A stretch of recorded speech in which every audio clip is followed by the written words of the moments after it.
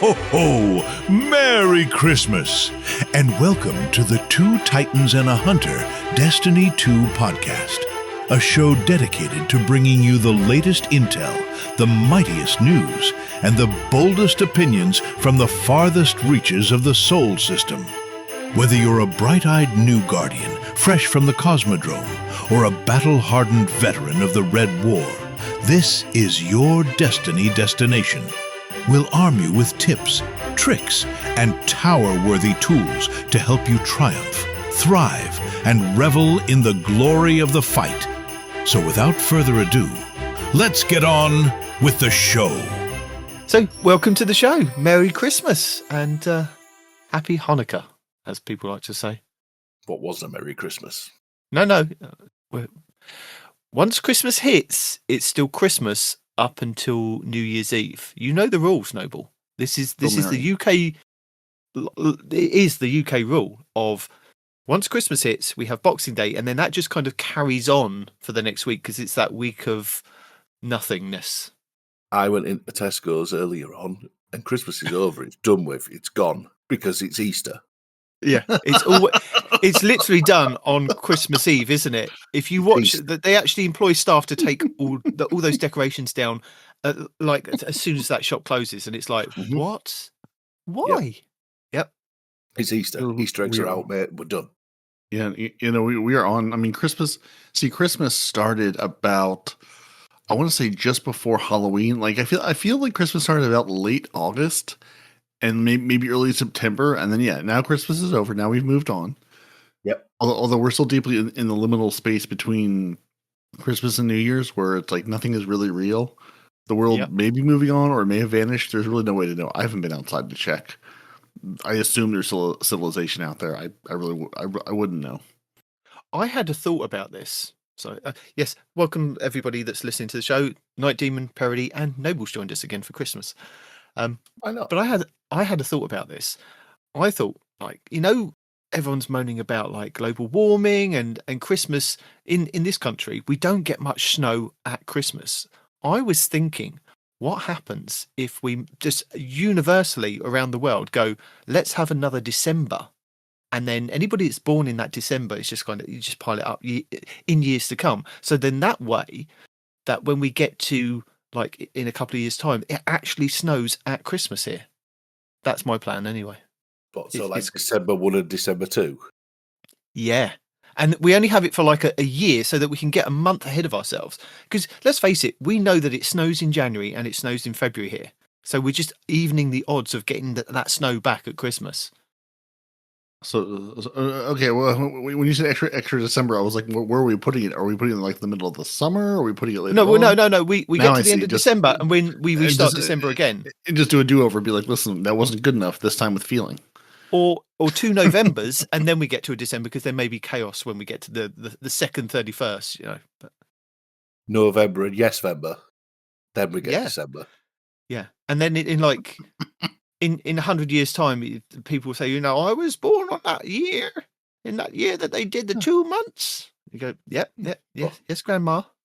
I was born Yes-vember the 15th. I mean, they do it with February 29th. Why can't we just do it with a whole month? Yeah, I mean, why not have an entire leap month? Yeah. I mean, we have a leap year, and that's just a day. So just, give us a whole additional month. Yeah. No, that's hurting my head trying to even think about it. My body is still in way too much of a food coma for that sort of chat. I'm going to start at the beginning of the show explaining to people there's not going to be much editing this week. So there may just be pauses where normally it's kind of cut down. So when my brain fails and we end up sitting here for a couple of minutes just going, that'll be it. That's normal. Just that I edit that normalness out. So welcome to this unedited version, sort of.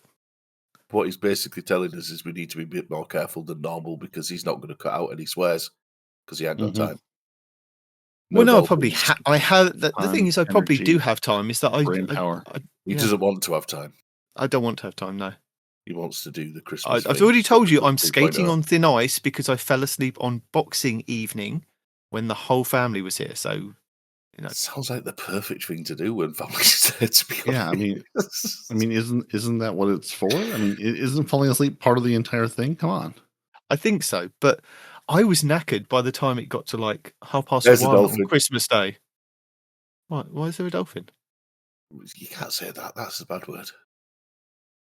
Why can't you say Knackered? knackered? There's Boxing? another one. Dolphin? Boxing. Is dolphin the bad word? Trying to work out where my own line is. I'm like, is that well, you know. I'm gonna have to look that up now. Is knackered a swear? I mean, I mean, it's not in this country. You all just make up different rules over there, so I have no idea what you all are doing. in the dictionary, it just says very tired, exhausted. I'm knackered by the end of the day. There's other words that are in the dictionary that you definitely dolphin. There's some words I could say that would make some people in America's eyes bleed. But no, I think if you put an S on the end, that could be construed as a swear word. But yeah, we're not going with that. I'm going to go with tired then. I was really tired by 1:30 on Christmas Day, even though we didn't get.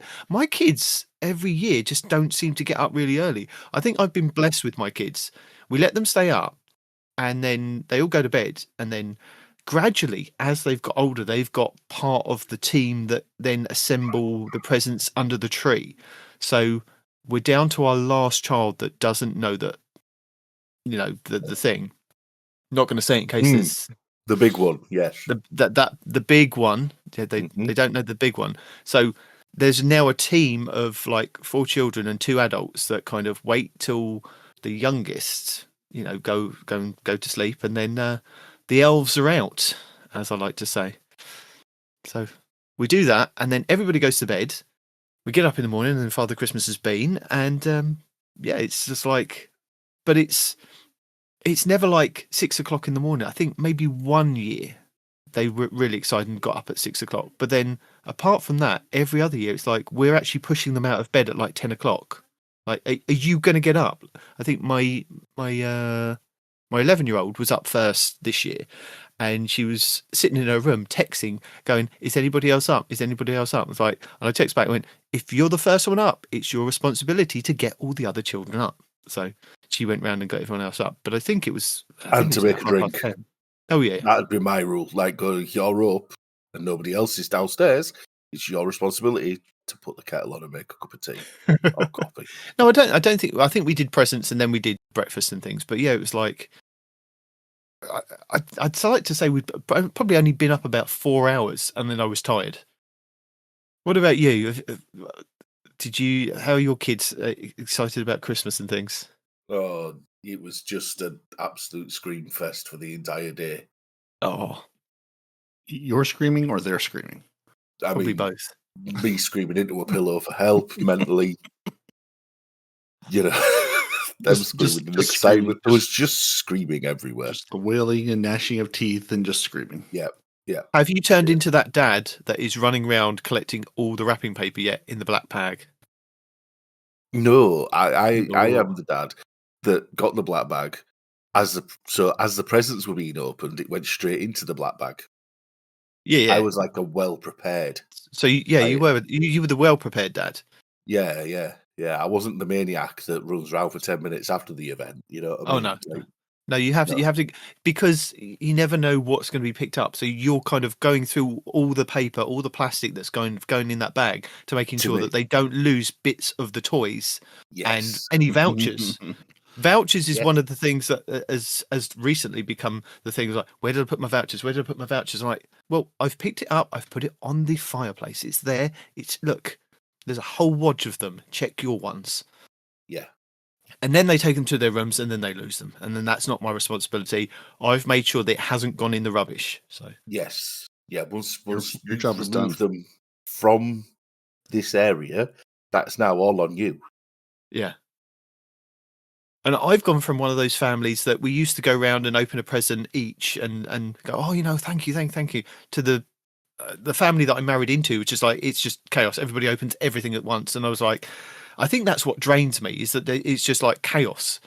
and you don't know where you're looking. We used to kind of take pictures and video, but it would just all go so fast. And I'm like, I can't do this anymore. I'm just going to sit here and pick up all the bags, and then they go, "Oh, Dad, you haven't opened your presents." Well, no, because I've been busy. Like, now watch me. No, I'm going off to go and play my game. Yeah, and blink and it's all over. That's it. Yeah. Done. Yeah, I had 2 children that are, I mean, my youngest isn't even 2 yet, and my eldest is just 4.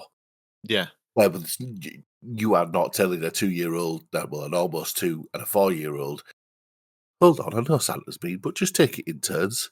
Because I'd have been met with 2 words that sounded like, Yeah, I don't. Yeah, I mean, small children are classically very good at following directions and very Oh, patient. absolute. And my 2, I mean, look at how good I am at following any directions whatsoever. And look at how friendly my speak is. Yeah, My small children yeah, listen to my exactly. friendly speak on a regular. Mhm. On a regular. And the They're things I've they're been very good called. at following and understanding. Obviously. Yep. And the things I've been called the last few days has been unreal. Is that by your wife? No, that's by the kids. Oh, okay. My eldest especially. What about you, Peroty? Have family come round, or is it just you and your wife just having a chill day? Yeah, this year is just the 2 of us on Christmas Day. My wife's sister lives nearby, and her son is 12, and so we go to see them. Sometimes we've done Christmas with them in the past, but this Christmas it was just like just the 2 of us here alone, taking turns opening presents, which is great fun because I am very good at ruining every single surprise because I get so excited when I buy her something cool. I'm like, "You're gonna love this. It's gonna be great." And Yeah. then she's like, "Well, then you just ruin it for me." So I actually, for once, didn't ruin the surprise, which she was very, very, very pleased about. Actually, getting to open things and being surprised by what's in the boxes.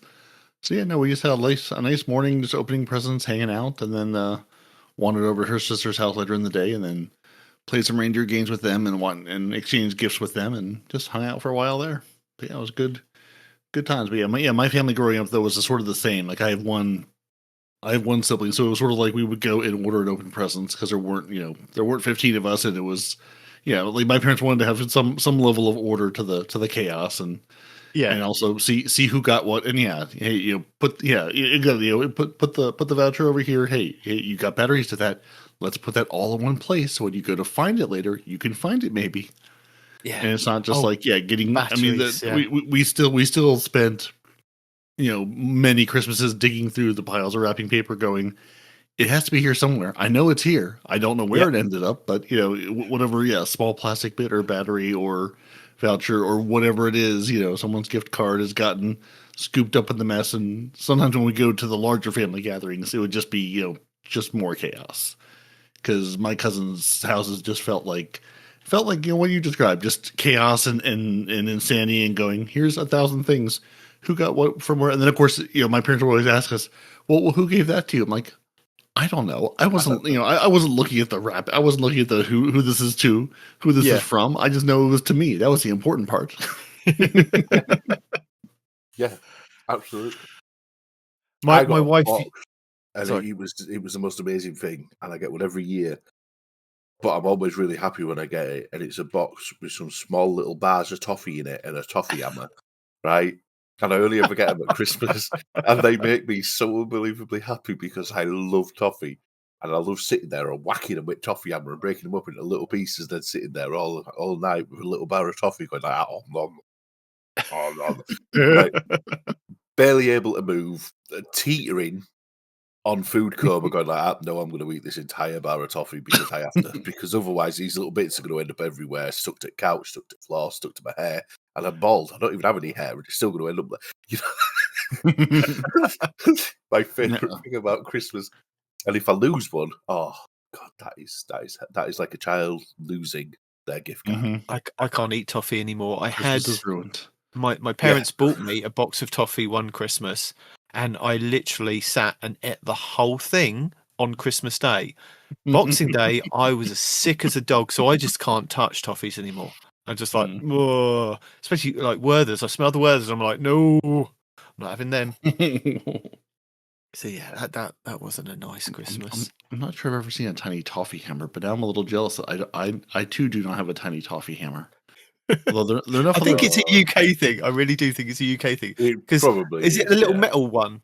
Yeah, That seems, it is, that seems yeah. lovely. Yeah. It seems like that seems like the perfect thing to have for toffees and other hard sweets. Yeah, just give me a Yeah, little hammer. it's I mean, absolutely who doesn't want a little amazing. hammer anyway? You go around your grandparents and you find all these little metal hammers in the drawers. You go, what are these from? Who's using this miniature hammer?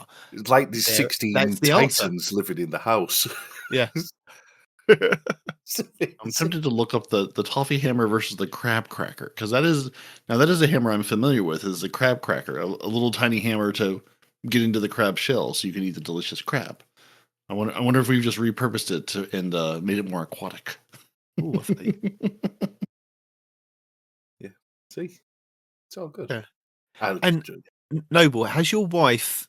Did she start doing like proper wrapping up? You know, wrapping up and then putting like all the strings and the bows and everything on. And Bows, my God, I'm so sick of don't bows. worry, that soon peters out.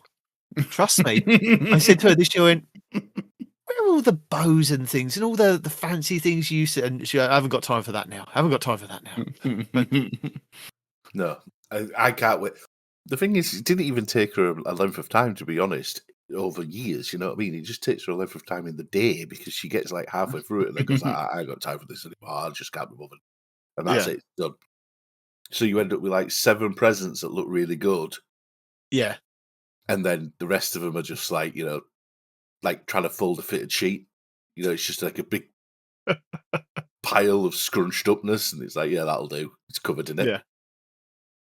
That's Christmas in the Noble house.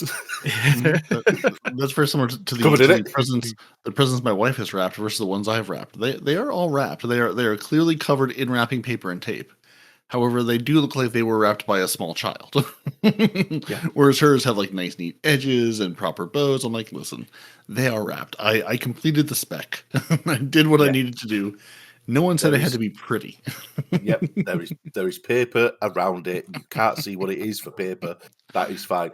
It got to the stage in our house where I had family coming on Boxing Day that I'd run out of wrapping paper for things for. So I was going through like the Amazon boxes and stuff like that we've got parcels in, and I was stealing the paper out of the Amazon boxes and going like, that'll do, won't it? That'll be all right. It'll be fine. It's paper. So you're telling me you don't have the emergency stash of random gift bags that you've saved through the years for just such an occasion of either this is the wrong size or this is just a weird thing or it's the 11th hour and I just can't be bothered to wrap this, so into the bag it goes?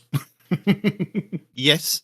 As my wife being a teacher, she gets a lot of those, and we just kind of stack them all up in one big bag, and then it gets to Christmas, she gives them all back out again, and then gets more back at Christmas, as like, or at the end of like the school year. So somebody ends up with the flowery bag or box that somebody gave her at the end of term, at the end of year for Christmas. See, perfect. Yeah. There was one thing that arrived. I was like, I ordered a couple things internationally this year. A couple from artists in the UK, a couple. One thing from Japan, and I was like, we're going to see if these arrive. So I ordered them super early and was pleased that they all arrived. Ironically, the one thing that was late was something coming from this country. I was like, come on now. You're coming from a place I could drive to in a day. Why is this going to take so long to get here? The only thing that I ordered this year, and there was a little bit of argument about it, was that where we'd gone to see the Lionesses play football at Wembley, my daughter really got into it, and she really liked one of the strikers, Alessia Russo.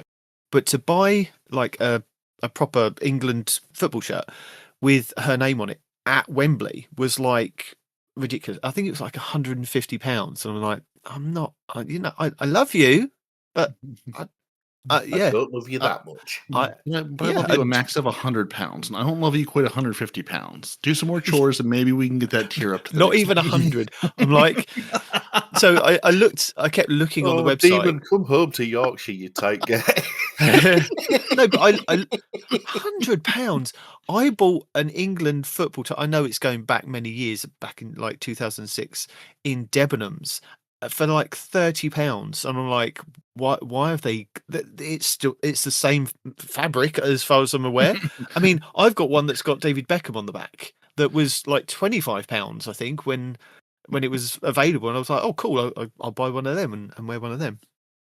So I was looking on the official England website, and they kept having sales. They had a Black Friday sale, and it was like 25% off of, but that would knock it down to like, I think it was £120 at that point. I'm like, I love you, but I just can't do it. And then I think it was a week before Christmas, I looked on the Nike website, and they had a big sale. They were getting rid of a lot of stuff, and I'm like, okay, let's have a look at this. And it was reduced down to £50. And then if I got it personalised with Russo's name and number on it, it went up to £70. And I was like, I can afford that. I'll do that for you. But it said it wouldn't come until the 29th. And I was like, okay, so I'll just tell her that she's got another present coming. It won't be until the 29th. 3 days later, it turned up. And I'm like, that's amazing.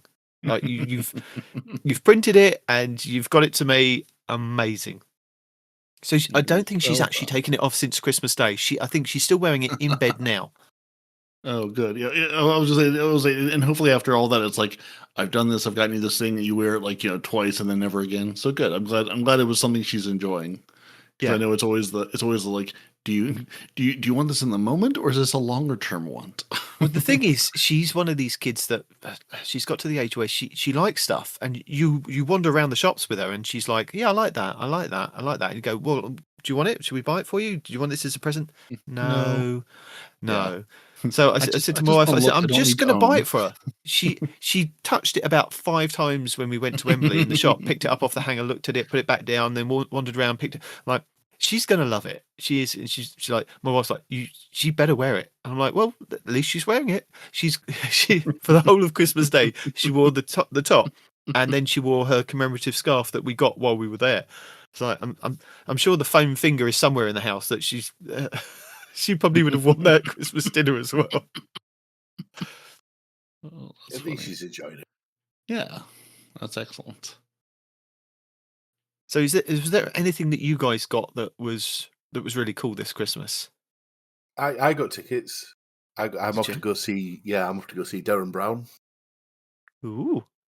I quite like Derren Brown, so I'm looking forward to that. Peroty, do you know who Derren Brown is for our international audience? I do not. You have to explain now, Noble. I know. I knew you were going to do this to me. He's part an illusionist. He's hallucinant. A magician. He's a hallucinationist. Yeah, all of those. Just all of those sorts of words. Peroty. He's just all of them rolled into one person. He's an illusionist. Like God, what would you call him? Like a kind of like a hypnotist type thing, and yeah, charlatan. I think magician. We call them.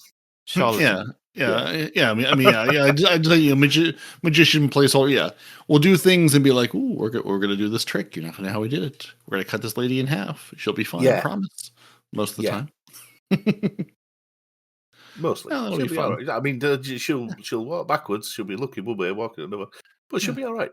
Yeah. Just remember, you'll never see her again. It won't matter. Yeah. But yeah, he's been on the go for years. He did some really good programs and whatnot. And I like all that kind of thing. I like to see and not know what's going on. Like, spent a bit like the show. Spent most of my life watching like Penn and Teller and stuff like that, really enjoying it because I just simply don't know what's going on, and I find it utterly amazing. Yeah. No, it's fun. It'll be good times. So yeah, I'm going to go see that, which I'm looking forward to. Peroty, what about you? My Christmas was, I don't know, like fairly boring, and then I never know. I'm like, I want to say, what do you want? I'm like, I don't know the things I want. I generally just buy for myself. Yeah. So I did decide. I've been ripping a ton of DVDs and Blu-rays and stuff because I'm like, I just want to go back to watching things I hadn't seen, and I realized I have never really seen like all of the Outer Limits and all of the Twilight Zone. So I was just like, these are available as sets that I could have all at once and then rip them, and then I could watch all of them all the time. So I got both of those for Christmas, and I'm very excited to sit down and just binge those through as it's getting cold and the weather's gonna be miserable, and just sitting inside and watching weird stories of the weird and unexplained. Yeah. Yes. I love doing that. my kids suddenly got into Stranger Things. My two middle girls suddenly got into Stranger Things. Me and my wife were watching the new one that I think released. Was that just before Christmas, wasn't it? I think it was like a couple of weeks before. Around, or yeah. I feel like this fifth season has been coming, like it's been in production since the beginning of time. It feels like season 5 has been coming since they started this 14 years ago or whatever, when these kids were actually children. And they're like, it's coming, it's going to be here. I'm like, no, you're never going to make this. I don't believe you. I simply don't believe you. It's either been all released now, or my nephew said something about going, I guess the finale they're doing in theaters to some degree, because he was mentioning going and maybe seeing the finale in the theater, like the last episode or two are going to be like a double length episode, so like 2.5 hour things. All I know is Netflix, right? Yeah. I mean, I think it'll be there too, but I think they're also doing some sort of limited movie theater run as well. Cool. Yeah, my kids suddenly got into it. We were watching it, and I think we were on like the second to last episode, and they came in and they started watching it like, oh, we like horror, we like stuff like this. And I'm thinking, yeah, you can watch this. They literally binge watched from season 1, went back and watched season 1 all the way up until the point of getting to the season 5 midpoint. Up, I think they finished Christmas Eve, and then they were ready for like Boxing Day for the next 3 that we had to get up in the morning and watch all 3 before the family came round, because the plan was that we were going to stay up on Christmas night because it wasn't releasing until 1 o'clock over here. But my oldest fell asleep. She fell asleep upright in bed, and we were like, okay, well, maybe if we wait until 1 o'clock, maybe she set an alarm on her phone. We won't disturb her. We wait until like 1:15, and we're like, she's not getting up, let's go to bed. So then literally, I think 9 o'clock in the morning, she's going, get up, we're watching Stranger Things. Like, no, we're going to do breakfast, we're going to tidy up, then we can sit down and watch Stranger Things. So we watched the last 3 yesterday, and then we're waiting for the finale, which I think is on New Year's Day in America. So it'd be 1 o'clock in the morning. Maybe it's New Year's Eve, and then it'll be 1 o'clock in the morning on New Year's Day for us. So potentially we'll still be up to watch it, but yeah. There's a chance at least to watch the beginning of it. Yeah. Although, 15 minutes. Yeah. Well, yeah, I mean, we'll probably be up watching the fireworks and things that go on around the world. And by the time it gets to like London, you're like, yay, London. And then you go, well, that wasn't as good as Paris. That wasn't as good as Australia. Well, now we've got to wait another 4 hours until, New York do their thing. And then we go, no, let's just go to bed. We'll watch it in the morning. I've got to be honest, I've never had a moment in my life where I've thought, yay, London. But that's possibly the northerner in me coming out. It's like, yeah, London. Well, sometimes London's one is really good. I think they've had a good couple of years, but then a couple of them have just been really naff. And it's like, what? I think last year seemed to be recycled of what they did the previous year. And they seem to have kind of done the Bungie thing of gone, oh, we found a niche. Let's go with it. And then just really milk it. And then it's like, again, really? Come on. China have got those drones flying around, and they've got like dragons and what have we got? Like the wheel with lights on it. Like, yay. Wheelie lights. Mm-hmm. Hooray. No, they do some drone stuff now and fireworks and things, but no matter what cost. Yeah. I've still never thought, yeah, London. I've never really wanted to go to London on New Year's Eve and be squashed with everybody else, and then go, well, how do I get home? I've always felt the same way about Times Square in New York, to be squashed in there. And that was before I learned many years later that you basically show up so many hours before, and they basically squash you in, and you're there. There's no leaving. Yeah. If you're peeing there. You're not going anywhere. You are corralled into that space, and you are there for the duration. I'm like, there is no bone in my body that wants to be around that many people ever. To stand down and be like, yep, the big ball came down. Yeah, look, and now we're covered in confetti. Mm-hmm, did that. Let's go home now. We're good. See, I'd like to do that. That does sound better. Doesn't. It does. Did you miss the part where you're standing outside for like 12 hours squished around people? See, I can do that. My bladder seems to be fine with stuff like that, but my kids would be every 5 minutes like, Dad, I need to go to the toilet. Dad, I need to go to the toilet. It's got to the point, Noble, I don't know, you might get to this point, is that you get all the Christmas food, all the chocolates, all the crisps, all of the snacks, and biscuits and whatever else that you kind of snack on at Christmas. You put it in the cupboard and it's gone within seconds. They're like locust.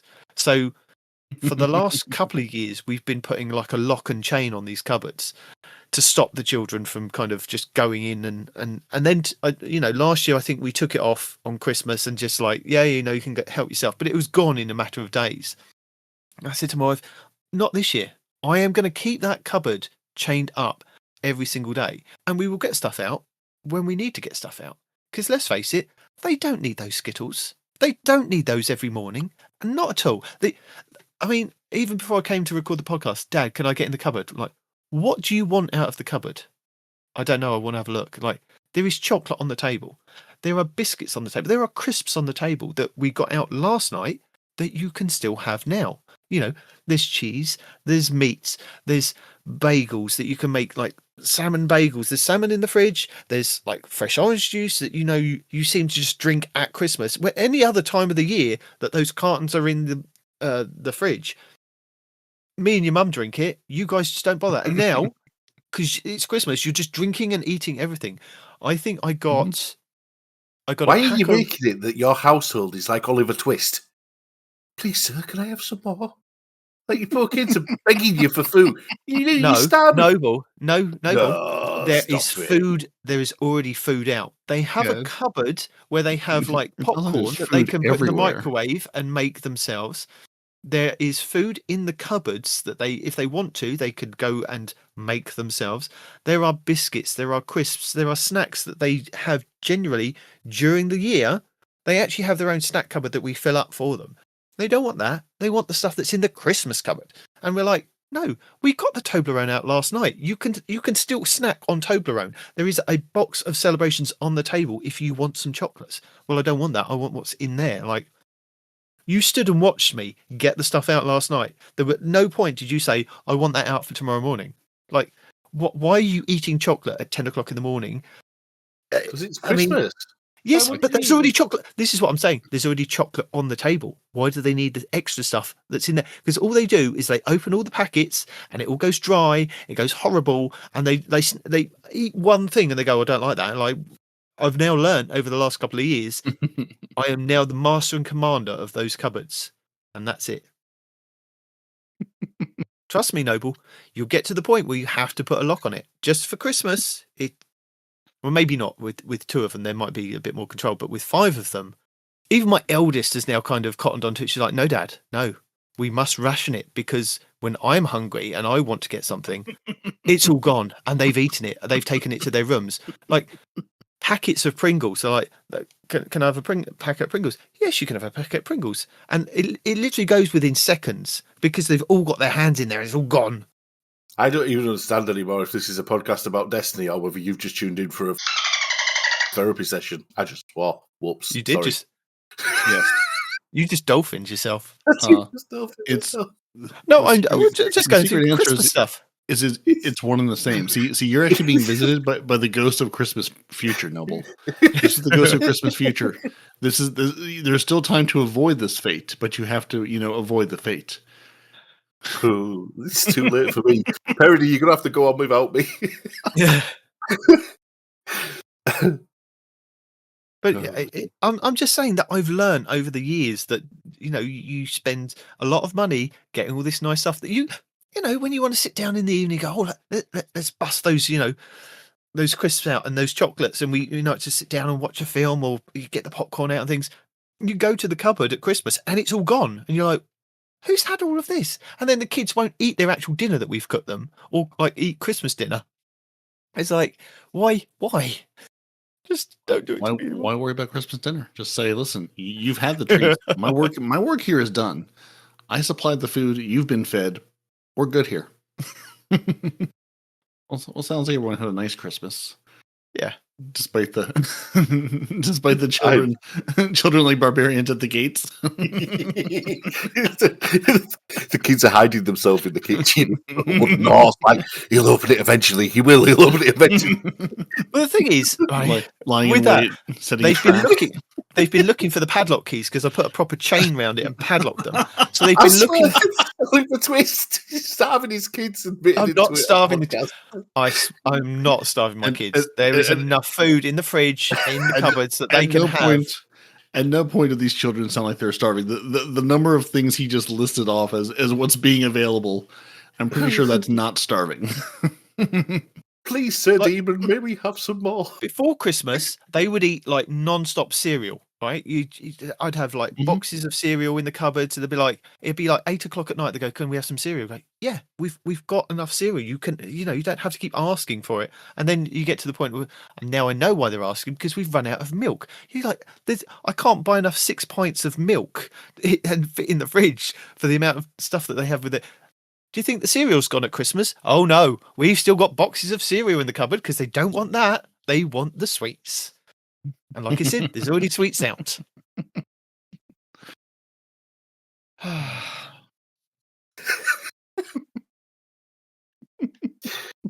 Oh, yeah. But I was listening to our sister podcast, the Guardian Down podcast, last night, and Gator was asking Christmas questions. And one of them was, what Christmas tradition you have and what's your favourite song? So I'm going to steal that. And what's your favourite Christmas song, Noble? Honestly, I don't think I really have a favourite. I like. Mine is, and I don't know why, it's the Bing Crosby and David Bowie song. I think it's Little Drummer Boy, isn't it? Little Drummer Boy, yeah, it's a good one, Yeah. I don't know why. It just, only in recent years that, I think it was before Bowie died, but I was like, I really like this song. And I think it was like one of those ones that was on MTV at Christmas and VH1, and it would always kind of be on. And then recently, I haven't heard it as much. And I'm like, well, I need to hear that every Christmas. I need to make that my mission. Because I like to be really annoying and I like to annoy people, one of the ones I've grown to really enjoy is all the Christmas songs by Mariah Carey because of how much everybody hates them. Because I was there when she released that Christmas album. I bought that Christmas album. I was a big fan of Mariah Carey in her younger years, and I bought that. And my daughter was really like taken aback that I've got this Christmas album. Like, how old is this? What is that on? I'm like, this is a CD. No, I don't just listen to it through Amazon Music or Spotify. This is 8-track that he puts in the 8-track player in the car. Even cars these days don't have CD players. I'm like, well, where's the CD player? It's like, no, I don't have a CD. See, my car has a CD player. I had a tape player in a car for the longest time. We had one of those tapes that had the lead that came out that you plugged into your portable CD player that you could play your CDs in the car. I remember them. They were that's a thing. Anyway, that was top of the line technology. Actually, ironically, I never had one of those, but I did have the FM transmitters because I grew up in the country and there were so few radio stations. There was plenty of open station to choose, so it worked great. We had one of those that I used to plug into my laptop if we were driving a family thing. We were like doing a convoy of cars, so we'd all be listening to the same thing. So that we would do it through my laptop, so that I could then say we're going to stop at the next, because at that point I think we didn't have mobile phones, but we would be able to communicate through my laptop to say we're going to pull over at the next like petrol station for drinks and toilet and kind of thing. This is Demon on Convoy 101. We are coming to our first attraction here on the road. All I could think of was have you ever watched the film Convoy from like Rubber Duck to Big Red, Rubber Duck to Big Red. We're pulling over at the next petrol station. We have a wee emergency. No, just a wee emergency. We've got 2 minutes to wet pants, boys. Come on, we can get there. It starts as a wee emergency and then goes to a wee emergency. and it escalates. So, Peroty, what would be what is your favourite Christmas song? It would have to be Carol of the Bells. Just any version of Carol of the Bells is just amazing. It's just wonderful. I don't know. It's loud. It's soft. It just makes me happy every time I hear it. I was joking with my wife. I was like, she's like, well, it's Christmas music. I'm like, I'm going to find a Carol of the Bells playlist, and it's going to be nothing but that song, different versions and renditions of that song. She's like, yeah, that's fine. That'll exist. Yeah, exactly. It's Yeah, all I out mean, there. I like the Feliz Navidad version that Michael Bublé does, but I don't like the original version. And I think the same one that he does with is it Idea Mendes with the I can't remember the name of the song. Where it's I like don't believe there was a good version of Feliz Navidad. I simply do not believe this exists. yeah, but Bublé's one. I sure. saw a video the other week that actually ruined that song completely for me, because now, Peroty, I don't know if you'll have ever heard a proper one of these, but it was a video. It was a Liverpudlian saying that she can't listen to the song because all it sounds like is a Liverpudlian saying the police nabbed me dad. And I was like, no, it doesn't. And I put it on and I listened to it, and I was like, it does sound like a Liverpudlian saying police nabbed me dad. Mm-hmm. Mm-hmm. So again, that sounded ruined for me. Great work, Yep. everyone. That's brilliant. Won't be able to unhear that now. Honestly, that may improve the song, to be honest. But now you've mentioned it, one of my favourite Christmas songs. Please, No, you had your favourite one. You can't have a second one. Okay. No, Go on then. Let me, Dad. He's definitely, it's got to be Dominic the Donkey that Chris Moyles used to play. That was your start of Christmas on Radio 1. Was Christmas for me, like a lot of people used to say that, you know, Christmas started when you saw the Coca-Cola advert on TV. I don't watch a lot of TV, so for me it was like I used to listen to a lot of music, so it was always, no, Christmas starts when Chris Moyles plays Dominic the Donkey.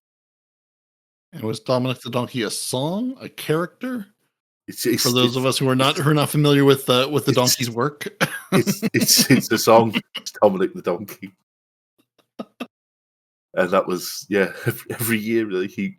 Nobody on the radio station could play Christmas music until Chris Moyles did on a morning, and he always used to start Christmas with Dominic the Donkey, the Italian Christmas donkey. Yep. Do you know, Right. you've Googled it, haven't you? You'd never I have heard of Googled it. it because I never used to listen to Chris Moyles, so Oh, I love Chris Moyles. But yeah. Well, I used to like Chris Moyles, but yeah. Yeah. It's just always. What's turned you off of Chris Moyles? Share with the group. His existence, to be honest. Okay. See, I learned that very early on and just avoided Chris Moyles. Yeah, see, I am now like everybody else in the world. I just can't stand Chris Moyles anymore. But I did used to really enjoy the guy. He's really funny. Can't say I know anything about him, so I have no standing opinion. Honestly, that's the way to keep it, I think, these days. Even my opinion these days. So the other question that they had on Guardian Down was, do you have any Christmas traditions? And I'll go first. Is that the tradition that we've kind of inherited, well, I've inherited, is doing extra presents on Boxing Day. And they kind of do like, it starts off with, it's all the presents that you kind of, you want, but you don't really want, like socks and dressing gowns and slippers and maybe a t-shirt or like a packet of sweets, body wash, hairspray, gel, and all that kind of thing. Just stuff that you don't really want on Christmas Day, but it's now kind of turned into this, again, just like a free fall, which is probably why I fell asleep by the time it was kind of going on. I was like, oh God, the mess. And I just drifted off to sleep after I've opened mine. But yeah, we do kind of extra presents on Boxing Day. My wife's family have always done this kind of tradition of like having this, like the stocking presents that always seem to be a lot more presents than what you get on Christmas Day. It's like, and the kids just like, it's just extra sweets and things that they've kind of just, yeah. There's a few toys in there for the kids and things. But do you take those sweets off them as well, Mr. Demon? No.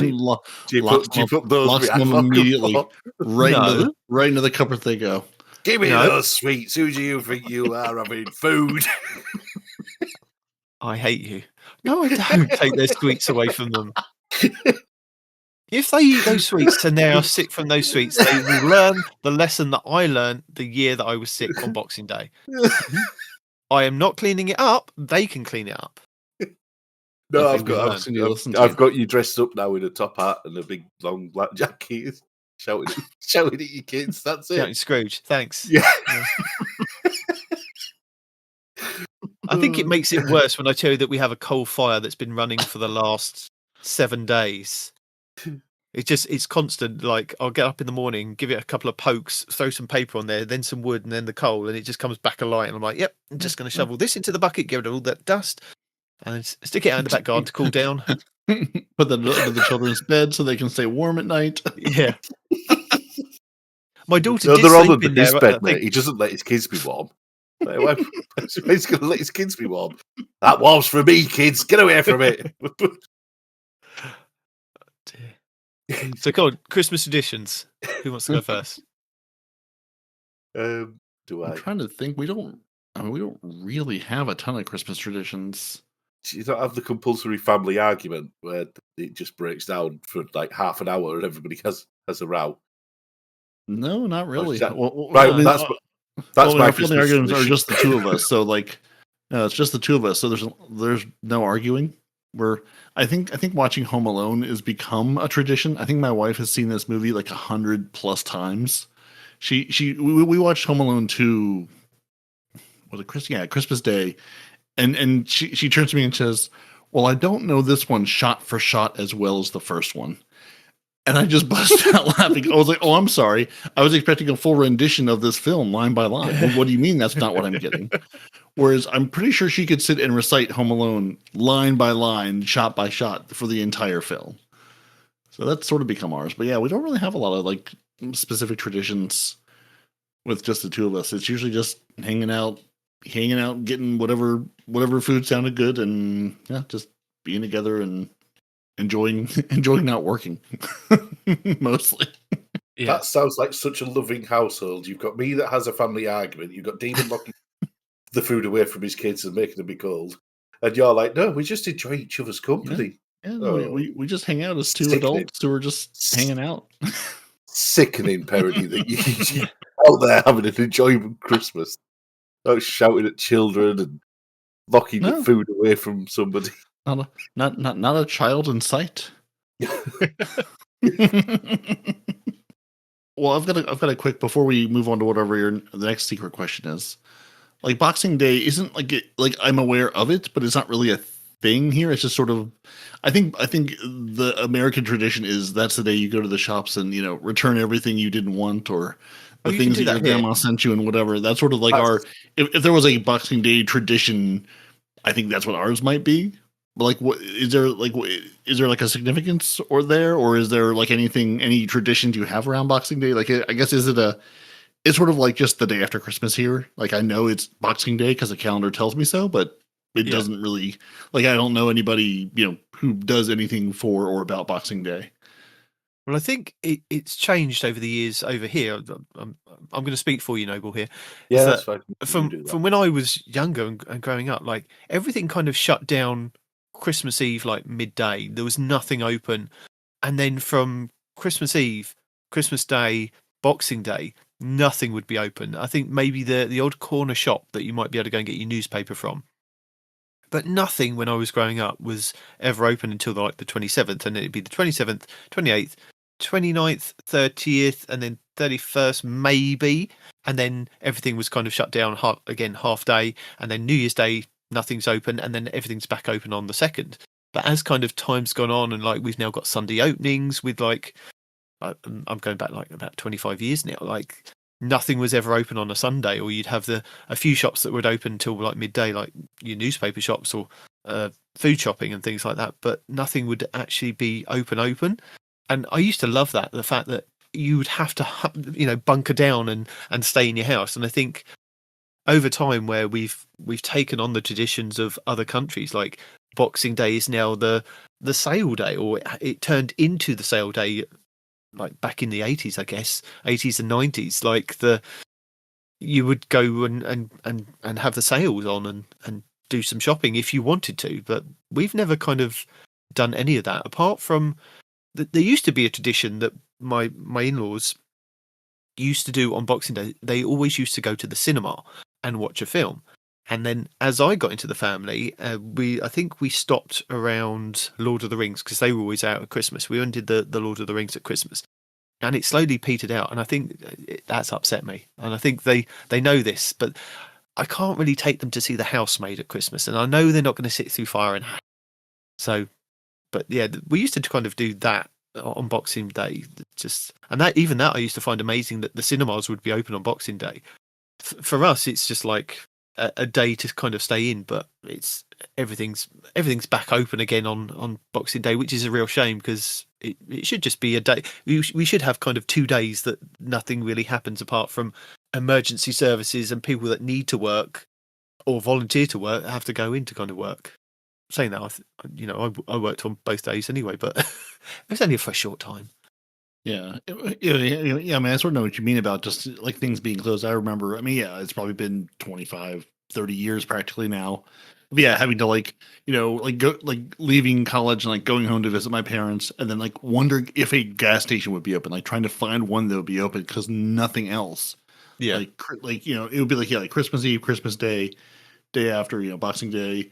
And yeah, it's kind of, in that liminal week until the first, it's like, there might be something open, there might not be. It really was like hit and miss. You kind of had to plan, and there was no, let me just run out for these last minute items because no, there's nothing open, there's nothing around. It's you've made your plan for what you're going to do, or you do without.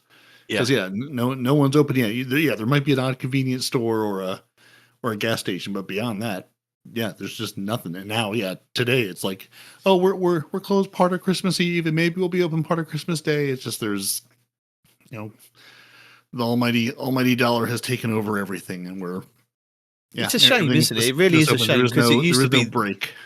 It used to be just kind of you would be with your family or you'd be doing stuff and at home rather than kind of going back to work or being forced back to work. Because there was a couple of years where because Boxing Day isn't an actual traditional kind of holiday or marked down as a bank holiday over here, it's like, well, you're scheduled to work, you have to work unless you've booked it off, and we don't allow holidays in December. It's like, really? Yeah, and you get to work and deal with all the other cranky people who are coming and acting like it's not a holiday and that you haven't worked hard all year, and there's no break, there's no breather, there's no.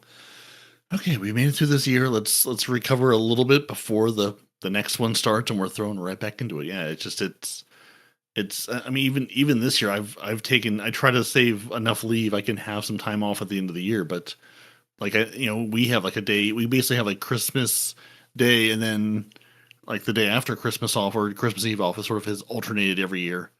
Yeah, but beyond that, and then like New Year's Eve, but like. That's it. Like there's everything else is just like a normal work day. And by normal work day, I mean, nobody's really working because you can't actually get anything done because whoever you need to talk to is inevitably off. Yep. Or you're trying to talk to, if you're trying to deal with other companies, they're all off. It's like we're all just, sharing this delusion, like we're going to work and get things done. And it's a normal time. It's like, no one's around.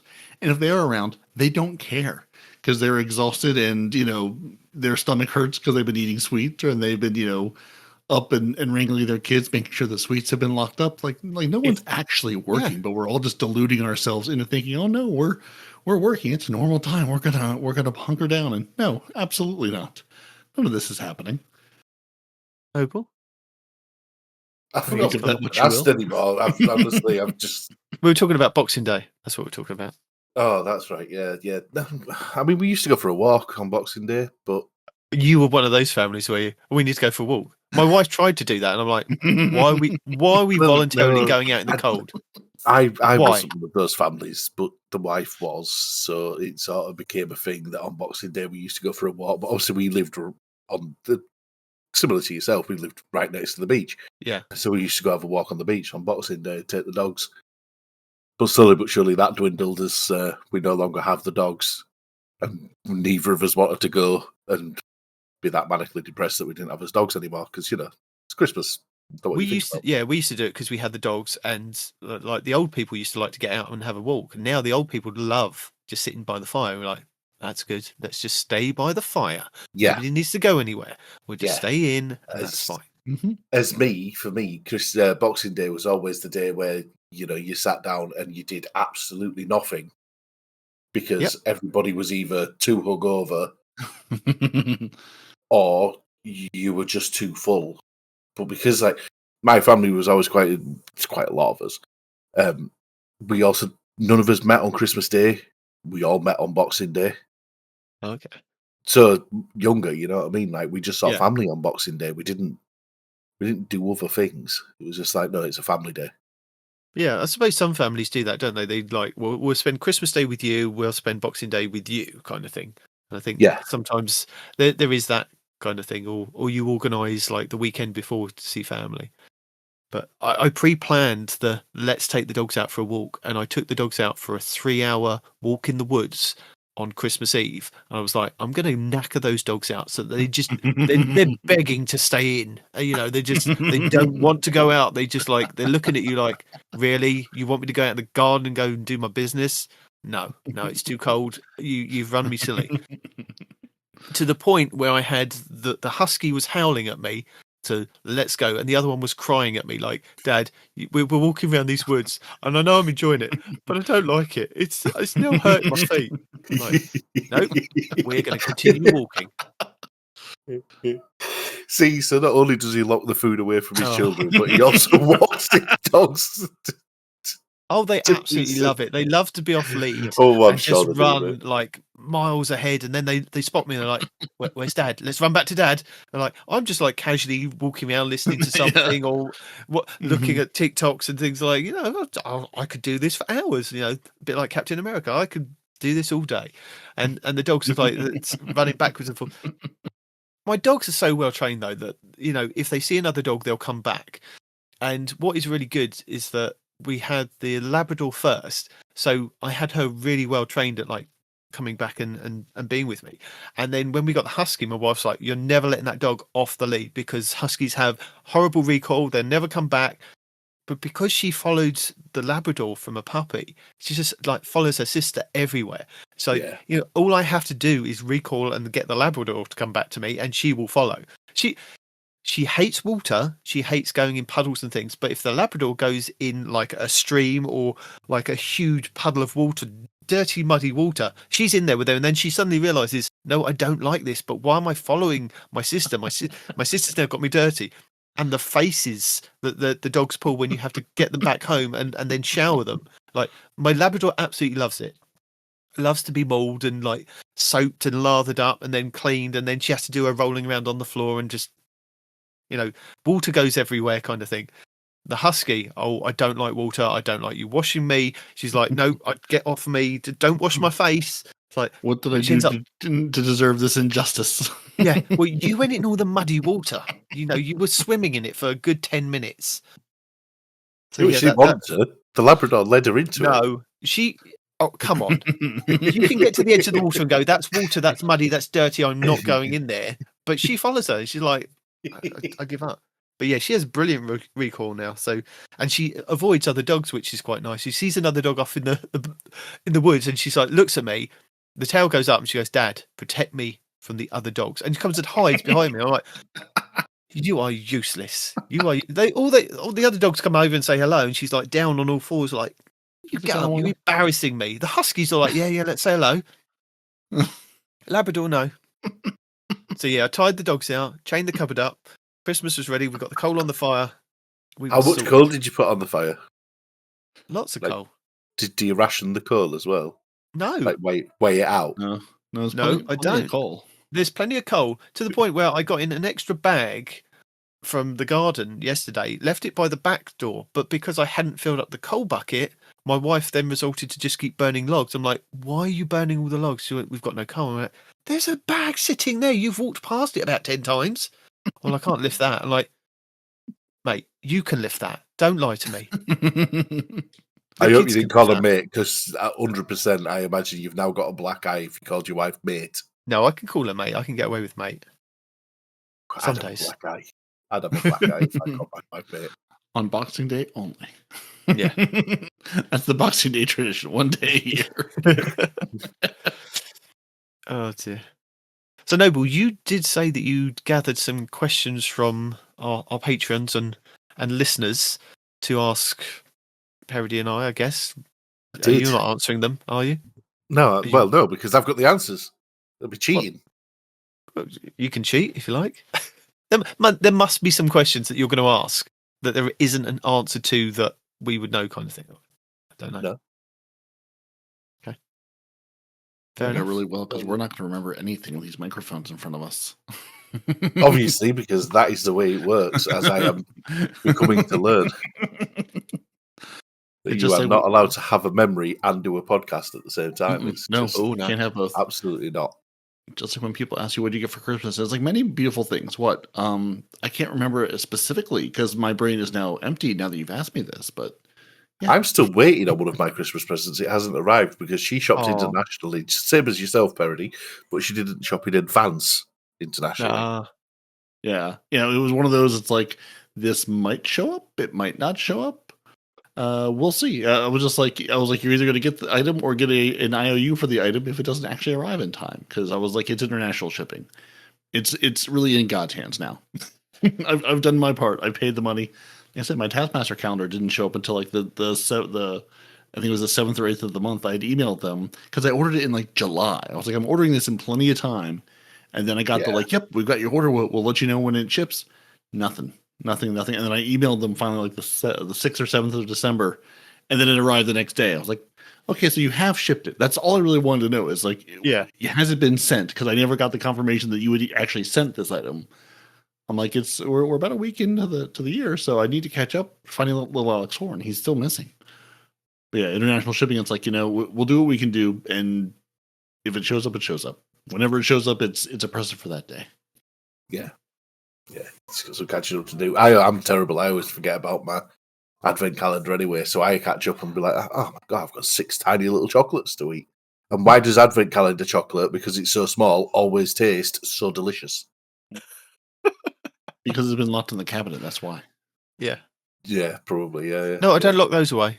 Put it up high, out of reach. No. Poor kids are having to open the backs up with a penknife real carefully to sneak the chocolates out so that he doesn't know. You've got me painted as some kind of monster. I'm telling you, years of experience have got that chain on that cabinet. Yeah, no, there's plenty of parents nodding their heads, going, or saying, "Oh, that's a good idea." I bought all these treats and they're gone in 14 seconds. It's like, oh, they'll last only 30 seconds now if we do it this way. They haven't twigged that the keys are on my actual keys to the house, and I keep hanging them up as I come in, and nobody has twigged that they're on my set of keys. So more for them. It's not like I hide the keys. I could hide. My daughter said to me, "Dad, I know where you hide the keys." I went, "Yeah." She went, "I'm going to go and open the cupboard." I went, "Go on then." And then she ran off into the kitchen for about 20 minutes, and she came back. She went, "They're not where I thought they were." But, okay. I know where you had the keys. Well, that's funny because they're not hidden, but sure. I've got an envisionment now of him on Boxing Day when he fell asleep. He was sat in that chair and he had his feet up, great big, like, what do you call it, like a poof. Right? No, my chair's reclined. Your reclining chair. There you go. Yeah. Way to make himself stop it. Oh, yeah. My reclining chair with my back vibrator built into it. No, there's no way this man is sitting upright at this point. He is. These are the recliners that I won in my last job. They've lasted a good 10 years. He's reclining with a cat or two in his lap because the cat he doesn't love the cats, so the cats love him. No, the cats don't. No, the cats aren't allowed in the front room with me and the dogs. But go on, let's go on with your vision. The kids are sat there like, "Please, sir, can we have some more Pringles?" And he's like, "My feet will not rub themselves." And the kids are there giving him a foot massage and rubbing essential oils into his hands. Like, "Please, Dad, could we just have another Pringle?" And he's there like, "You may have one Pringle." And he takes just one cellular Pringle out of the tube and hands them a Pringle. They take the whole thing. I don't give them one Pringle. It's one Pringle between 5 kids. Cuts it into fifths like a pizza for them. Yeah. Come on, get on with your question. So I'm going. This will be the last time okay. we ever see Noble. Yeah, I'm going to be completely edited out of this. I wasn't going to do any editing, but now I am. Right, so we've got some general questions for you. What is an exotic D1 that you absolutely love that's not in Destiny 2? Am I allowed to look at Dim to remember the exotics of D1? Because one comes to mind. You're going to have to. One comes to mind, and I feel like it's just a cop out. But I'm going to have to say the Zalo Supercell. Yeah, obviously, despite the multiple times it's been said, well, it's basically in the game. It is just now. Nope, it's a different shape. It's a different color. There's a different label on the package. It's a different weapon. Yeah, the thing is with Destiny 1 exotics though, they towards the end it got a bit ridiculous because it was like go and do Vault of Glass and you can get an exotic Vision of Confluence. You can get an exotic Fatebringer. It's like okay, Wrath of the Machine, for example, the Steel Medulla. Yeah, I don't mean those ones because to me they were never exotics. That's why I actually they were exotics. Bungie say they're exotic. Yeah, they do. But to me, they're just they're exotics. They're gold colored. They're exotics. Yeah. Chaos Dogma, Doom of Chelsis Adept. No, not one of them. Then no, proper exotic. Proper exotic. I'm having a look through. Invective was a good one. The shotgun. That was the shotgun, wasn't it? Yeah, it was a fun one. It was like the shotgun version of the sniper rifle that we've now got back that regenerates its own ammo. Icebreaker. That's the word I was looking for. Thank you. I'm just looking through D1 here in Dim, and I forget just how many weapons they've brought forward into D2. Yeah, it's ridiculous, isn't it? I was like, just how many things. It's like, oh, look, we have this, and we have this, and we have these. Yeah, it's very silly. Yeah, I couldn't pinpoint one that I miss. That I think everything I would go for is stuff that they've brought forward. Well, they're saying that. I do remember there was a pulse rifle that was an exotic from the Wrath of the Machine that was really good. I'm guessing maybe it was the Steel Medulla. So yeah, or maybe it was Outbreak. No. It was definitely a legendary because a legendary exotic. Like the ones that they converted to be exotics at the end. That when you said that, I was like, well, I remember this one, and it was good as a legendary, but then they made it exotic. But I can't remember what they did with like the exotic version of those weapons that made them different from the original. Was it giving them an element? Because was it all the kinetics just being kinetic, and then you could have like the solar or the void or the whatever? I don't know.